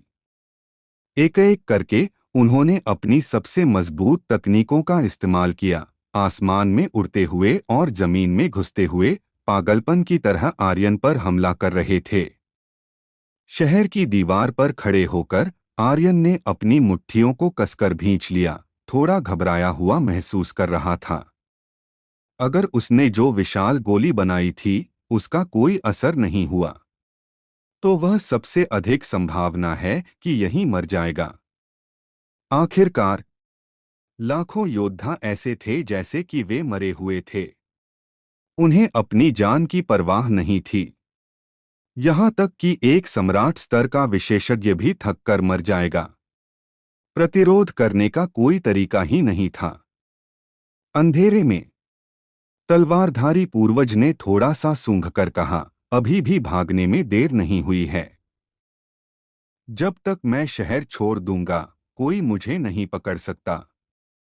आर्यन ने सिर हिलाया और कहा, चूंकि मैं यहाँ हूं तो मैं नहीं भागूंगा। इसके अलावा भागना शब्द मेरी शब्दकोश में मौजूद नहीं है। सिर्फ एक तियान दल का शिष्य ही नहीं, यहाँ तक कि अगर सम्राट हुआंग भी आता है तो भी मैं नहीं भागूंगा। तलवारधारी पूर्वज ने उदासीनता से कहा, तुम्हारी हिम्मत सराहनीय है, लेकिन इस तरह के लोग आमतौर पर जल्दी मर जाते हैं। बच्चे, चूंकि तुम भागोगे नहीं तो मैं तुम्हें यह स्पष्ट कर दूं। एक बार लड़ाई शुरू हो गई तो मैं निश्चित रूप से हस्तक्षेप नहीं करूंगा। तुम्हें केवल खुद पर भरोसा करना होगा। वह खुद को उजागर नहीं करना चाहता था।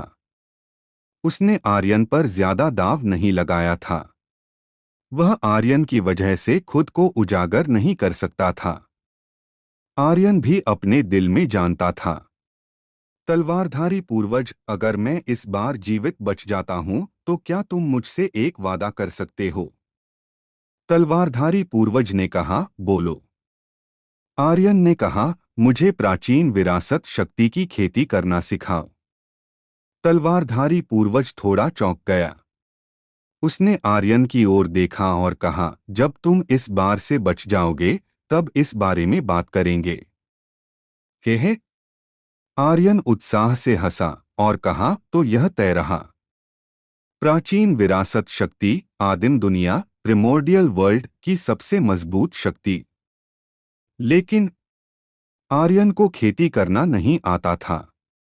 वह केवल राक्षसी जानवर बॉस, डीमोनिक बीस्ट बॉस का शिकार करना जानता था ताकि अपनी ताकत बढ़ा सके, लेकिन हर बॉस उसकी प्राचीन विरासत शक्ति को नहीं बढ़ा सकता था। उसे खुद से खेती करने की जरूरत थी। हत्या की तलवार, किलिंग स्वॉर्ड की महायान अवस्था, महायान स्टेज। तलवारधारी पूर्वज की प्राचीन तलवार इच्छा, एंशिएंट स्वॉर्ड इंटेंट, एक बहुत उच्च स्तर पर थी। यह सब प्राचीन विरासत शक्तियां थीं और वे बेहद शक्तिशाली थीं। लेकिन आर्यन का क्या? उसके पास 4 प्राचीन विरासत शक्तियां थीं। ड्रैगन के निशान, ड्रैगन इम्प्रिंट से सक्रिय होने वाली काली और सफेद शक्ति, नीदरलैंड्स दल, नेदर क्लैन की विरासत की शक्ति, क्षय की शक्ति, पावर ऑफ डीके और हत्या की तलवार। उसके पास केवल दिव्य शक्ति से भरा शरीर था, लेकिन उसे इसका उपयोग करना नहीं आता था। यह एक बहुत ही कष्टप्रद बात थी। उसे एक गुरु की जरूरत थी। उसे प्राचीन विरासत शक्ति को बढ़ाने के लिए खेती करने की आवश्यकता थी, न कि पूरी तरह से बॉस को मारकर इसे बढ़ाने पर निर्भर रहने की। तलवारधारी पूर्वज के शरीर पर कौन सी प्राचीन विरासत शक्ति थी? आर्यन निश्चित नहीं था। हालांकि वह जानता था कि तलवारधारी पूर्वज के शरीर पर प्राचीन विरासत शक्ति बेहद मजबूत होनी चाहिए। अगर वह उसकी मदद कर सके। हफ। आर्यन ने एक गहरी सांस ली। पास आते कठपुतले पप्पेट की ओर देखते हुए उसके मुंह के कोने मुड़ गए और उसने कहा, आओ आओ तुम सभी। हे। जब वे बात कर रहे थे, आर्यन ने हरकत की और अपने अंतरिक्ष रिंग, स्पेस रिंग से विशाल गोली निकाली। यह एक विशाल लोहे की गेंद जैसी लग रही थी। उसने एक धातु की गेंद क्यों निकाली? क्या यह उसका हथियार हो सकता है? ओह, क्या यह बच्चा पागल है? एक धातु की गेंद को हथियार के रूप में इस्तेमाल कर रहा है। इस समय इसका क्या उपयोग है? इसके अलावा, अगर वह मेरे चेंग परिवार, चेंग फैमिली के किसी शिष्य को मारता है तो मैं उसे कभी माफ नहीं करूंगा। हाँ, मेरे झो परिवार, झू फैमिली का भी। मेरे सॉन्ग परिवार, सॉन्ग फैमिली का भी। फू युनशान की आंखें तनाव में थीं। उसने अपनी सांस रोक ली और एक शब्द भी नहीं कहा। कियान यान और वूली भी वैसे ही थे। पूर्वी सम्राट के डीन की आंखें अंधेरी हो गईं जब उन्होंने विशाल लोहे की गेंद को घूर कर देखा। वह भी अपने दिल में चिंतित थे। क्या इसका कोई असर होगा?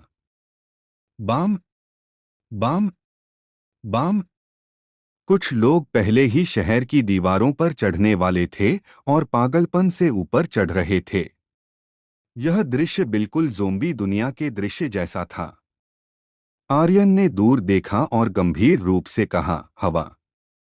शहर की दीवारों के बाहर यह अज्ञात था कि क्या यह आर्यन के आह्वान के कारण था या किसी अन्य कारण से, लेकिन अचानक एक हवा का झोंका शहर में चला गया। ठंडी हवा हड्डियों तक चुभ रही थी और हवा की गति बहुत तेज थी। आर्यन ने विशाल गोली नीचे रखी और एक मुक्का मारा। क्रेक। गोली टूट गई। हर कोई हैरान था। यह व्यक्ति क्या कर रहा है? ओह, यह क्या कर रहा है? लोहे की गेंद टूट गई। यह क्या कर रहा है? जैसे ही वे हैरान थे, सुपर गोली से सफेद धुआं निकलने लगा। सफेद धुआं तेज हवा से उड़ गया और पागलपन की तरह शहर में फैल गया। आप लोगों को यह स्टोरी कैसी लग रही है, कमेंट करके जरूर बताएं। और बने रहे आप अपने जीवपति त्रिपाठी जी के साथ। धन्यवाद मित्रों। एपिसोड 2909। आर्यन को लग रहा था जैसे वो स्वर्ग में पहुंच गया हो। मुझे कुछ समझ नहीं आ रहा। तो क्या हुआ अगर लोहे की गेंद टूट गई? इससे भी बड़ी बात, आर्यन के काम बहुत ही अजीब थे। कोई भी उन्हें समझ नहीं पा रहा था। यहां तक कि वोली और फू युनशान भी उलझन में थे। उनके चेहरों पर संदेह साफ झलक रहा था। परंतु इसी पल ठंडी हवा में एक अजीब सी गंध थी। यह कुछ तीखी थी और लोगों को बुराई की ओर धकेलने वाली लग रही थी। हुआ होम की आंखें गहरी हो गईं। उसने हवा में उठ रहे सफेद धुएं को अपनी नाक से सूंघा। उसकी आंखें एकदम से सिकुड़ गईं। युवा मालिक, यह अच्छा नहीं है। ऐसा पहली बार था जब हुआ होंग इतना हैरान दिख रहा था। तियान जी की आंखें थोड़ी हिलीं और उसने पूछा, क्या हुआ?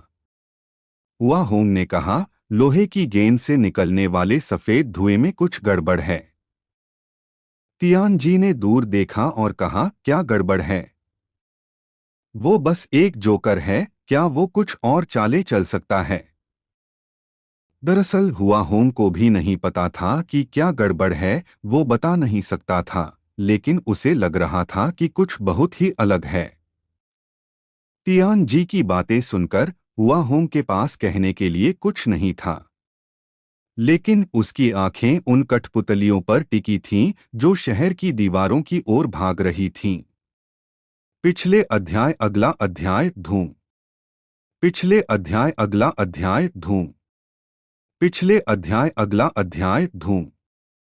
ओरिजिन दायरे और स्पिरिट दायरे के योद्धा दीवारों पर चढ़ ही नहीं पा रहे थे, लेकिन लाखों करोड़ों योद्धा जो पूरी तरह से अपने शरीर के साथ ढेर हो गए थे, पागलपन में दीवारों की ओर भाग रहे थे। शहर की दीवारें हल्के से कांप रही थीं। 1 मिनट से ज्यादा हो गया है, अभी तक कोई असर नहीं। आर्यन का दिल धक से हो गया। उसे वाकई में कोई भरोसा नहीं था। आखिर उसने बस एक बार ही तो प्रयोग किया था। कहीं ये सिर्फ एक इत्तेफाक तो नहीं था? इसके अलावा सॉन्ग तियानचेंग की खेती इतनी ज्यादा थी, वह ओरिजिन दायरे के एक योद्धा से कहीं ज्यादा मजबूत था। और उसे इतना गहरा जहर भी नहीं दिया गया था। क्या पता ये विशाल गोली बेकार हो जाए। कुछ भी कहना मुश्किल था। फिर भी जब बातें यहां तक आ गई थीं, तो आर्यन को हिम्मत करके इंतजार करना ही था। पिछले अध्याय अगला अध्याय धूम। पिछले अध्याय अगला अध्याय रंबल।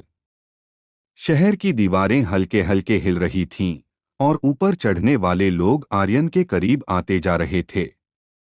तियान जी ने घमंड से हंसते हुए कहा, अभी भी घुटने टेकने का समय है, वरना तुम्हें घुटने टेकने का मौका भी नहीं मिलेगा। हाँ हाँ हाँ।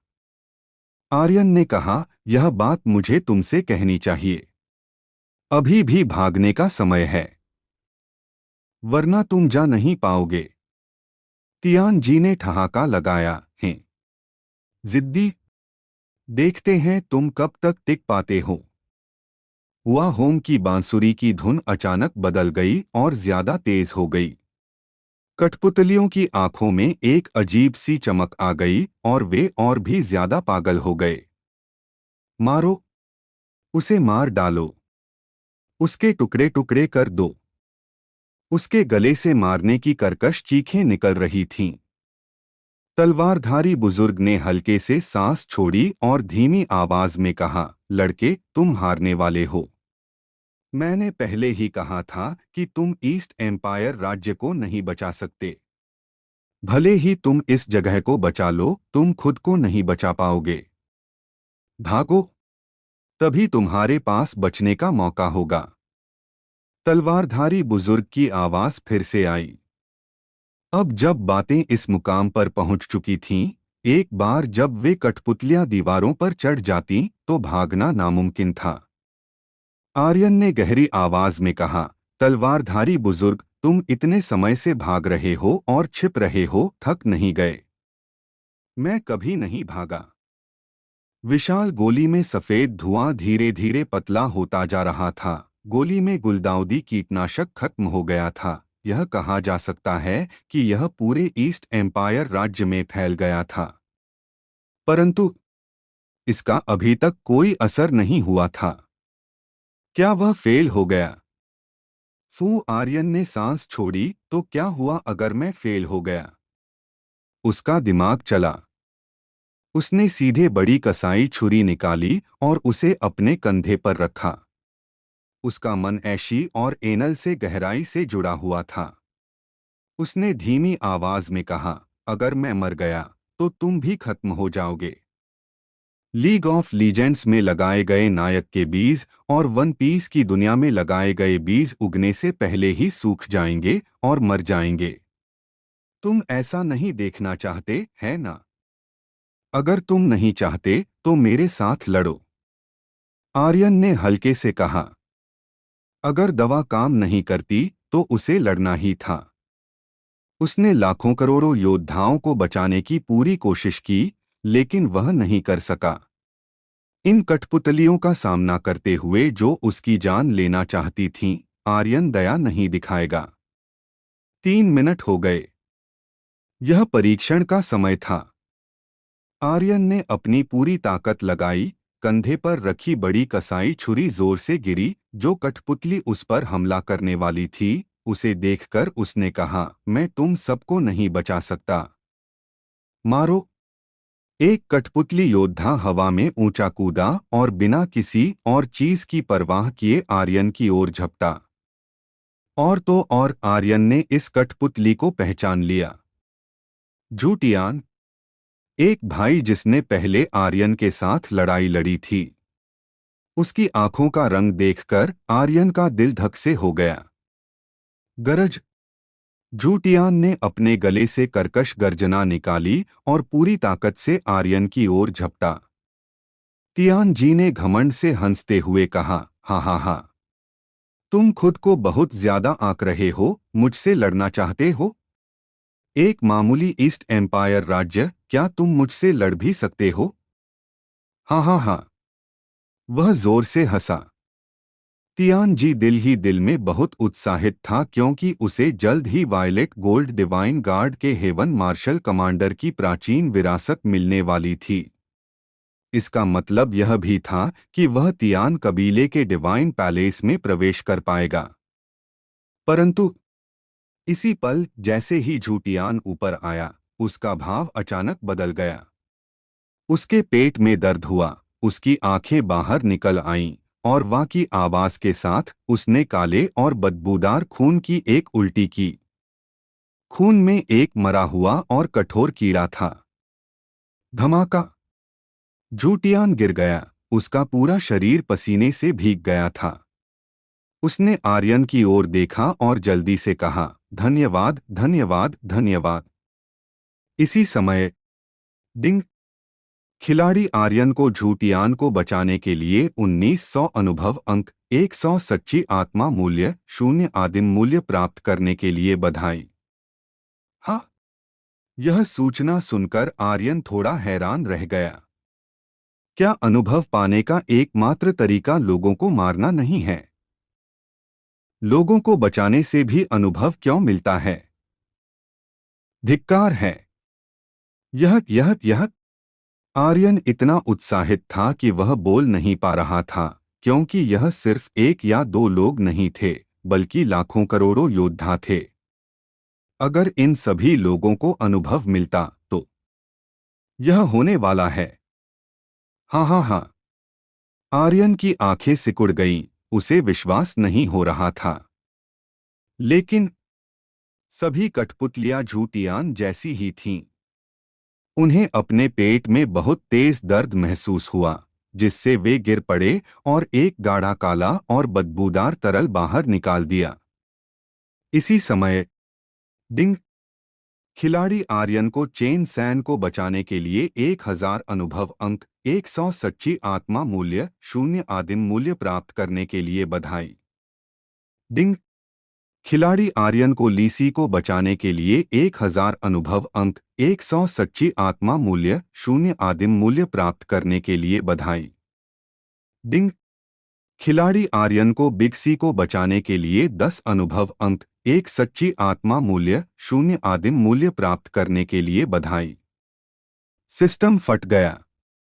इस समय आर्यन को थोड़ी चिंता थी कि सर्वर फट जाएगा, क्योंकि उसके कान के पर्दे फटने वाले थे।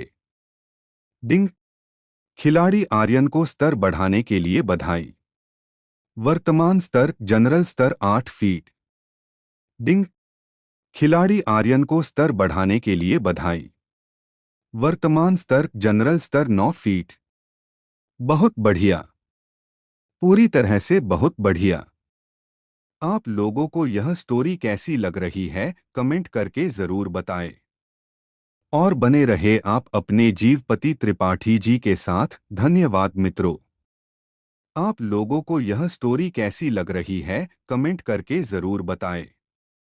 और बने रहे आप अपने जीवपति त्रिपाठी जी के साथ। धन्यवाद मित्रों। एपिसोड 2910। आर्यन ने शहर की दीवार पर खड़े होकर चारों ओर देखा। उसकी आंखों में एक अजीब सी चमक थी। मैं सचमुच एक जीनियस हूं, वह खुद से बुदबुदाया। मुझे पता था, मुझे पता था। लाखों योद्धाओं की जान बचाने का काम जो पूर्वी सम्राट नगर के अस्तित्व से जुड़ा है, उसके लिए कोई विशेष पुरस्कार क्यों नहीं होगा? हाँ हाँ हाँ।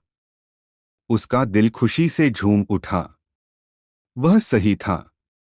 हालांकि सिस्टम ने कोई सीधा मिशन नहीं दिया था, आर्यन को आभास हो गया था कि इसके पीछे कुछ खास छिपा है, जैसे कोई गुप्त मिशन। लेकिन अगर ऐसा कोई मिशन सक्रिय नहीं भी होता, तो भी उसे अनुभव तो मिलता ही। हालांकि आर्यन ने यह भी सोचा, अगर कोई इनाम नहीं भी होता, तो भी मैं यह करता, क्योंकि आखिर यह लाखों लोगों की जिंदगी का सवाल था। चंद ही मिनटों में वह 2 स्तर ऊपर उठ गया था। यह गति इतनी तेज थी कि वह सीधे आत्मा क्षेत्र में प्रवेश करने के लिए बेताब था। वह दीवार पर खड़ा मुस्कुरा रहा था, उसकी मुस्कान कानों तक खिंची हुई थी। अंधेरे में छिपा चांददत्त, जो सब देख रहा था, थोड़ा चौंक गया। इस लड़के ने सच में यह कर दिखाया, उसने मन ही मन सोचा।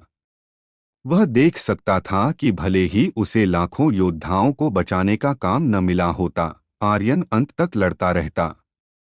आर्यन के इस निस्वार्थ भाव ने चांददत्त को बहुत प्रभावित किया। लेकिन फिर भी चांददत्त बाहर नहीं आया। वह जानता था कि ये पुतले भले ही डरावने हों, लेकिन सबसे खतरनाक वे नहीं थे। सबसे खतरनाक था युवा स्वामी, जिसकी पहचान एक देव परिवार के शिष्य की थी। उसे मारना मुश्किल नहीं था, लेकिन उसकी पहचान बहुत बड़ी मुसीबत खड़ी कर सकती थी। चांददत्त उस मुसीबत को मोल नहीं लेना चाहता था। वह आर्यन के लिए खुद को जोखिम में नहीं डालना चाहता था। यह सब क्या हो रहा है? रिया की आंखों में क्रोध था। वह आग बबूला होकर गौरांग को घूर रही थी। गौरांग के चेहरे पर भी सदमे के भाव थे। नहीं, यह असंभव है, गौरांग ने कांपती आवाज में कहा।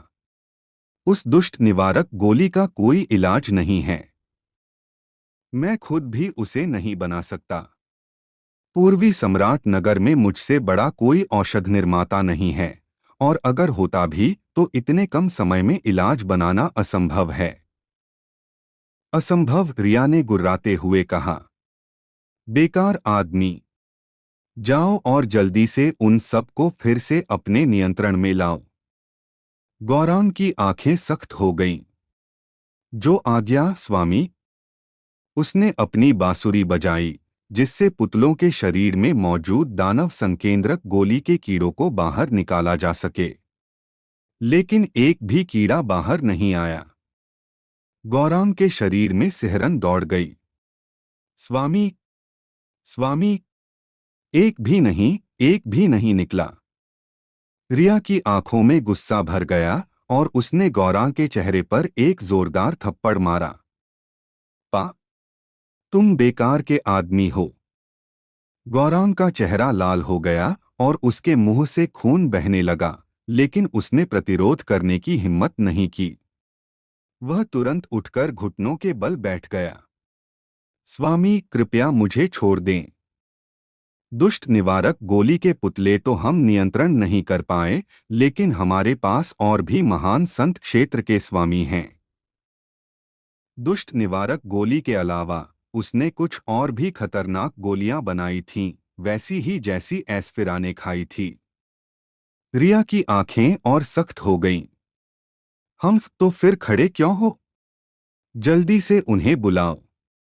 गौरांग ने तुरंत दूसरी बांसुरी निकाली और उसे धीरे धीरे बजाना शुरू किया। तुरंत ही आह आह की चीखें सुनाई दीं। भीड़ में पूर्वी सम्राट अकादमी के कई बुजुर्ग और कबीले के मुखिया दर्द से कराहने लगे, मानो उनके शरीर फट रहे हों। वे भीड़ से बाहर निकल आए। चांगदत्त, मीनराज, मेरे भाई, तुम्हें क्या हुआ है? धम्म, धम्म। इन महान परिवारों के बुजुर्गों का रूप अचानक बदल गया, मानो वे उच्च स्तर के ज़ोंबी बन गए हों। उन्हें रोकना असंभव था। वे एक कुत्ते की तरह थे जिसने अपने मालिक की पुकार सुन ली हो और जल्दी से भाग रहे हों। वे एक एक करके गौरांग के पीछे खड़े हो गए। उनकी आंखें गहरे लाल रंग की हो चुकी थीं। उन्हें एक अलग प्रकार की दुष्ट गोली द्वारा नियंत्रित किया गया था। सबसे हैरानी की बात यह थी कि उन्हें पता भी नहीं चला कि उन्हें कब नियंत्रित किया गया था। ये सभी पूर्वी सम्राट नगर के शीर्ष विशेषज्ञ थे, जिनमें से सबसे कमजोर भी महान संत क्षेत्र का था। पूर्वी सम्राट के डीन ने अपनी भौहें सिकोड़ी और गंभीरता से कहा, युवा स्वामी, आपने पूर्वी सम्राट नगर को पहले ही इतना नुकसान पहुंचाया है, क्या आप रुक नहीं सकते? आप और क्या चाहते हैं? रिया ने मुड़कर डीन की ओर देखा और तिरस्कार से हंसते हुए कहा, रुकना? हाँ हाँ हाँ। तुम्हें क्या लगता है मैं यहाँ क्यों हूँ? मैं तुम जैसे बेकार लोगों को इस दुनिया से मिटाने आया हूँ। हाँ हाँ हाँ। डीन की आंखों में गुस्सा भर गया। रिया बिल्कुल भी नहीं डरा। उसने ठहाका लगाते हुए कहा, ओह बूढ़े, क्या तुम मुझ पर हमला करना चाहते हो? आओ आओ, मुझ पर हाथ लगाकर तो देखो। क्या तुम्हें पता है कि अगर तुमने मुझे छुआ तो उसका क्या नतीजा होगा? तुम कुत्ते। उसने जोर से गाली दी। उसकी पहचान एक देव परिवार के शिष्य की थी। ब्रह्मांड के किसी भी कोने में जो कोई भी देव परिवार के शिष्य को छूने की हिम्मत करता, वह देव परिवार के खिलाफ जाता और इसके परिणाम अकल्पनीय होते। देव परिवार पूरे ब्रह्मांड का सबसे शक्तिशाली शासक था। कोई भी उसका मुकाबला नहीं कर सकता था। रिया ने तिरस्कार से कहा, अगर हिम्मत नहीं है तो एक तरफ खड़े रहो। तुम जैसे बेकार लोगों से मैं बाद में निपटूंगा। इतना कहकर रिया ने गौरांग की ओर देखा और चिल्लाया, अभी भी खड़े क्यों हो? क्या मरना चाहते हो? गौरांग ने तुरंत गहरी आवाज में कहा। बांसुरी बजाते हुए उसने आदेश दिया, जाओ और उसे मार डालो। उसी पल 100 से अधिक महान संत क्षेत्र के विशेषज्ञ एक साथ आगे बढ़े और तेजी से दौड़ पड़े। इस समय शहर की दीवारें लोगों से भर चुकी थीं। युवा वीर आर्यन, आपका धन्यवाद। धन्यवाद, चेतन ने भारी आवाज में कहा। युवा वीर आर्यन की रक्षा करो, जो भी सामने आए उसे मार डालो, समझे। हालांकि वे दुष्ट गोली द्वारा नियंत्रित थे, लेकिन उन्होंने अपनी चेतना नहीं खोई थी। वे जानते थे कि आर्यन ने उन्हें बचाया था, और अब जब 100 महान संत क्षेत्र के विशेषज्ञ दौड़ रहे थे, उनमें से कुछ उनके परिवार के बुजुर्ग और यहाँ तक कि उनके पिता भी थे। लेकिन उन्हें आर्यन की रक्षा करनी थी, क्योंकि आर्यन ही उनकी आशा था। आर्यन ने एक एक करके उन सब को देखा। उनमें बिल्कुल भी ताकत नहीं थी। वे सब अभी-अभी एक गंभीर बीमारी से उबरे थे। सही मायने में तो उनमें से कुछ तो ठीक से खड़े भी नहीं हो पा रहे थे। उसकी रक्षा करेंगे? छोड़ो, यह सब छोड़ो। आर्यन को खुद को बचाने की जरूरत थी। उसे रिया को अपने पास खींचना था, लेकिन महान संत क्षेत्र के विशेषज्ञों का सामना करते हुए आर्यन ने अंधेरे की ओर देखा। चांगदत्त ने धीरे से कहा, यह तुम्हारी समस्या है, मैं कुछ नहीं करूंगा। आर्यन ने दांत पीसे और कहा, ठीक है। रिया ने दूर खड़े आर्यन को देखा और ठंडी आवाज में कहा, लड़के, मरने के लिए तैयार हो जाओ। मेघना ने पूर्वी सम्राट के डीन की ओर देखा। डीन ने गौरान के हाथों में बांसुरी को देखा। बांसुरी ही सब कुछ की कुंजी थी। जब तक वह बांसुरी को नियंत्रित कर लेता, वह उन पुतलों को भी नियंत्रित कर सकता था। उसी क्षण मेघना अचानक रिया की ओर दौड़ी। उसके इंद्रधनुषी परिधान की सुरक्षा पूरी तरह से सक्रिय हो गई थी। रिया की आंखों का कोना ठंडा हो गया। तुम मौत को बुलावा दे रही हो। काली छाया आगे बढ़ी और सीधे मेघना की ओर चली। उसी समय डीन भी अचानक गायब हो गया। रिया ने अपनी भौहें ऊपर उठाईं, एक कदम आगे बढ़ाया और हाथ बनाया, महान प्रकाश हथेली। एक जोरदार शक्ति का विस्फोट हुआ। डीन के जमीन पर आने का इंतजार किए बिना एक हथेली से वार किया गया। डीन पहले से ही गंभीर रूप से घायल था और उसकी खेती प्रतिबंधित थी। रिया के सामने, जिसका खेती स्तर उससे अधिक था, इस हथेली के वार ने उसे हवा में उड़ा दिया। उसी समय मेघना भी हवा में उड़ गई। आप लोगों को यह स्टोरी कैसी लग रही है, कमेंट करके जरूर बताएं। और बने रहे आप अपने जीवपति त्रिपाठी जी के साथ। धन्यवाद मित्रों। हेलो दोस्तों, आप लोगों का स्वागत है हमारे channel story by DK FM और स्टोरी बाय डीके एफएम 2.0 पर। दोस्तों, अगर हमारे चैनल पर नए हो तो सब्सक्राइब कर लो हमारे channel story by DK FM और स्टोरी बाय डीके एफएम 2.0 को, और वीडियो पर लाइक और कमेंट भी कर दिया करो, ताकि हमें पता चल सके कि आप लोगों को ये स्टोरी के साथ लग रहा है। स्पिरिट वर्ल्ड और सुपर योद्धा ध्रुव रिटर्न के असली एपिसोड आपके YouTube channel story bye DKFN, जिसमें लगभग 11,000 सब्सक्राइबर हैं, और YouTube channel story bye DKFM 2.0 और Telegram channel Dhruv return season 4 story bye DKFM पर अपलोड होते हैं। अगर आप लोग दूसरे चैनलों पर एपिसोड सुन रहे हो तो उस चैनलों को अनसब्सक्राइब कर दो, और मेरे channel YouTube channel story bye DKFM, जिसमें लगभग 11,000 सब्सक्राइबर हैं, और YouTube channel story bye DKFM 2.0 और Telegram channel Dhruv return season 4 story bye DKFM से जुड़ने की कोशिश करो, ताकि आप ओरिजिनल एपिसोड और सबसे पहले एपिसोड पा सको।